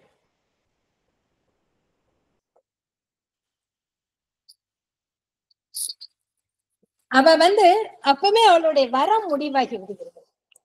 ஒரு நல்லவன், இவ்வளவு அற்புதமானவன், உலகத்துக்கு நன்மை செய்வதையே தன்னுடைய கருத்தில் கொள்பவன், அவனுக்கு விதி இப்படி இருக்கிறது அப்படின்னு சொன்னா எல்லாருக்கும் தானே இருக்கு. அப்ப வந்து உலக மக்கள் எல்லாருமே இது மாதிரி, இவன் ஒருத்தன் பத்தாது இந்த உலகத்துக்கு, இன்னும் இது மாதிரி நிறைய தெய்வீகமா மாறணும். இதுதான் இந்த உலகத்தை தெய்வீகமாக மாற்றுவதுதான் நான் மேற்கொண்டு வந்துள்ள பணி. ஞான அந்த நிலையில் இருப்பவர்களுக்கு உடனே சட்டுன்னு அந்த உணர்த்தப்பட்டு விடும். அப்போ சொல்ற, I am stronger than death, page number 432. நீங்க இப்ப பார்க்க வேண்டாம், வீட்டுல போய் பாருங்க. I am stronger than death and greater than my fate. Fate's law may change, but not my spirit's will. இதெல்லாம் வாசிக்கும் போதே இந்த எங்கேயும் வச்சு வாசிப்போம் இல்லையா தொடர்பு, இதெல்லாம் வாசிக்கும் போதே நமக்கு ஒரு உத்வேகம் வந்த மாதிரி இருக்கும். I am stronger than death. மரணத்தை விட நான் வலிமையானவள். and greater than my fate. என்னுடைய விதியை விட நான் உயர்வானவள். விதி தன்னை மாற்றிக் கொள்ளட்டும், என்னுடைய ஜீவனின் முடிவை நான் மாற்றிக்கொள்ள மாட்டேன் என்று சொல்கிறாள். அப்போ நித்தியத்தன்மை, என்னுடைய அன்பை கண்டு, என்னுடைய ஆற்றலை கண்டு, என்னுடைய நித்தியத்தன்மை கண்டு விதி பயந்து ஓடட்டும், அது தன்னுடைய சட்டத்தை மாற்றிக் கொள்ளட்டும், என்னுடைய சித்தம் மாறாது என்று சொல்கிறாள். இது நமக்கும் தடைகள் பிரச்சனைகள் இதெல்லாம் வரும்போது பயப்படாம ஒரு கலக்கம் அடையாமல் ஆத்ம சக்தியை சார்ந்து இருக்க வேண்டும் அப்படிங்கிறது. இறைவன் ஏதோ ஒரு நல்லதுக்காக நடக்கு, சரியாகும். நம்பிக்கையை மட்டும் வச்சுக்கிடணும். இதுல இடத்துல இன்னொரு இடத்துல இதுல ஒரு சில வரிகளை மட்டும் நான் சொல்றேன். பேஜ் நம்பர் 434ல இதுல then is our life a tranquil pilgrimage அப்படின்னு சொல்லி ஒரு 4-5 லைன் சொல்லியிருப்பார். இந்த இறை நியதி என்னன்னா, இறைவன் நம்மளை எல்லாரையும் முன்னேறணும்னு அழைக்கிறார், எல்லாரும் டிரான்ஸ்ஃபார்ம் ஆகணும்னு. அப்ப சாவித்திரி என்ன முடிவெடுக்கிறா? எல்லாரையும் டிரான்ஸ்ஃபார்ம் பண்ணணும் முடிவெடுக்கிறா. அதற்கான முயற்சிக்கு தானும் ஒத்துழைக்கிறேன்னு முடிவெடுக்கிறார். இந்த இறை நியதியை பின்பற்றுபவர்களுடைய வாழ்க்கை புனிதமான அமைதியான புனித யாத்திரையாக மாறிவிடும். ஒவ்வொரு வருடமும் சொர்க்கமயமான பாதையில் நாம் முன்னேறி செல்கின்ற ஒரு மைல்கல்லாக இருக்கும். Each year a mile upon the heavenly way. Each dawn opens into a larger light. ஒவ்வொரு நாள் விடியலும் இன்னும் விரிவான விடியலுக்கு வழிவகுக்கும். Thy acts are thy helpers. உன்னுடைய செயல்கள் யாவும் உனக்கு உதவியாளர்களாக அமையும். All events are signs. ஒவ்வொரு நிகழ்வும் உனக்கு ஒரு குறியீடு, ஒரு குறிப்பை காண்பிக்கும் அப்படின்லாம் சொல்றாரு. இது waking and sleeper are opportunities.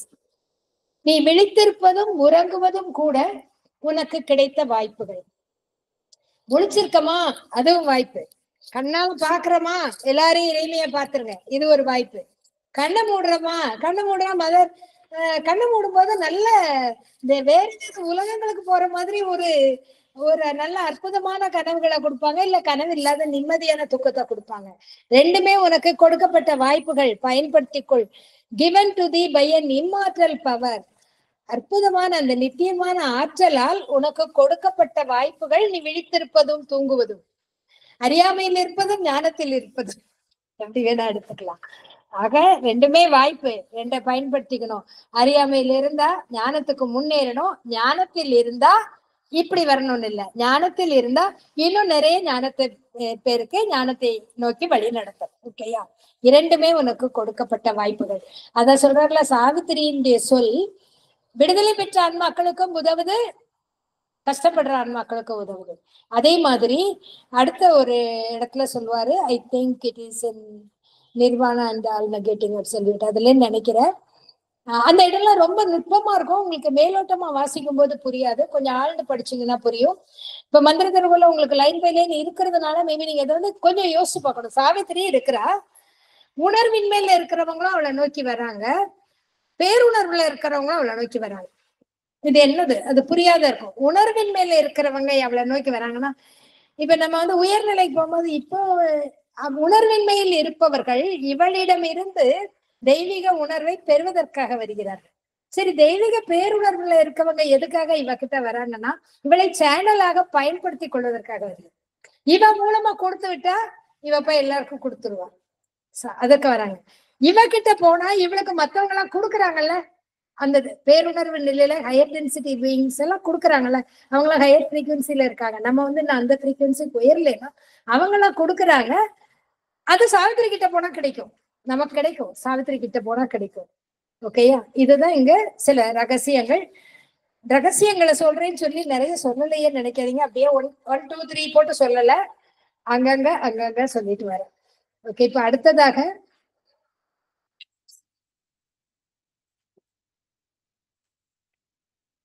Time ஆயிடுச்சுல்ல sir? 5. ஆமா, ஓகே, நேரம் 5 மணி ஆயிட்டுது. பேட் இதை முடிக்கும் போதுக்கே இவ்வளவு நாள் இந்த bird of bad and way of bad and problem of pain இருக்கு. அதுவும் ஒரு பெரிய கேண்டோ. நம்ம நாளைக்கு அதை பார்க்கலாம். நாளைக்கு கொஞ்சம் ஃபாஸ்டா போகும். இன்னைக்கு கரெக்டா நம்ம 3 மணிக்கு ஆரம்பிச்சோம். இதுக்கு தானே போனோம், எங்க தெரியல. பட் அதுக்கு மேல ஓட முடியல. எப்படியும் இன்னும் கொஞ்சம் நாளைக்கு பார்க்கலாம். ஏனென்றால் இதுல நிறைய ரகசியங்கள், நமக்கு வாழ்வியல் ரகசியங்கள். ஏன்னு சொன்னா, நம்முடைய வாழ்வு டிவைனோட கனெக்ட் பண்ணப்பட்டிருக்கு. அது தெரியாம நம்ம வாழ்ந்துட்டு இருக்கிறதுனால நமக்கு வாழ்க்கை கஷ்டம் தரக்கூடியதா இருக்கு. பட் அதை உணர்ந்து நம்ம வாழணுங்கிறதுக்கு நமக்கு வழி தெரியல. வழி தெரியாதப்போ சாவித்திரி நமக்கு அந்த வழியை சொல்லி கொடுக்குது.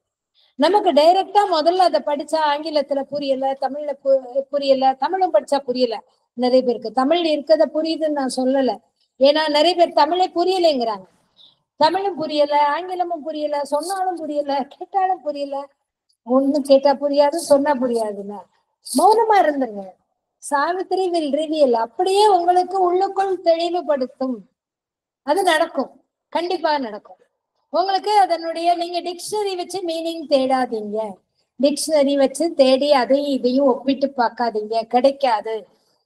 ஆனா அதை விட நீங்க ஒரு 4 பக்கம் படிச்சீங்களா, இங்கிலீஷ்ல படிக்கீங்களோ தமிழ்ல படிக்கீங்களோ, உங்களுக்கு எந்த லாங்குவேஜ்ல படிச்சுட்டு கொஞ்ச நேரம் அமைதியா இருங்க. எனக்கு நீங்க என்ன சொல்ல வரீங்க கொஞ்சம் புரிய வைங்கன்னு சொல்லுங்க.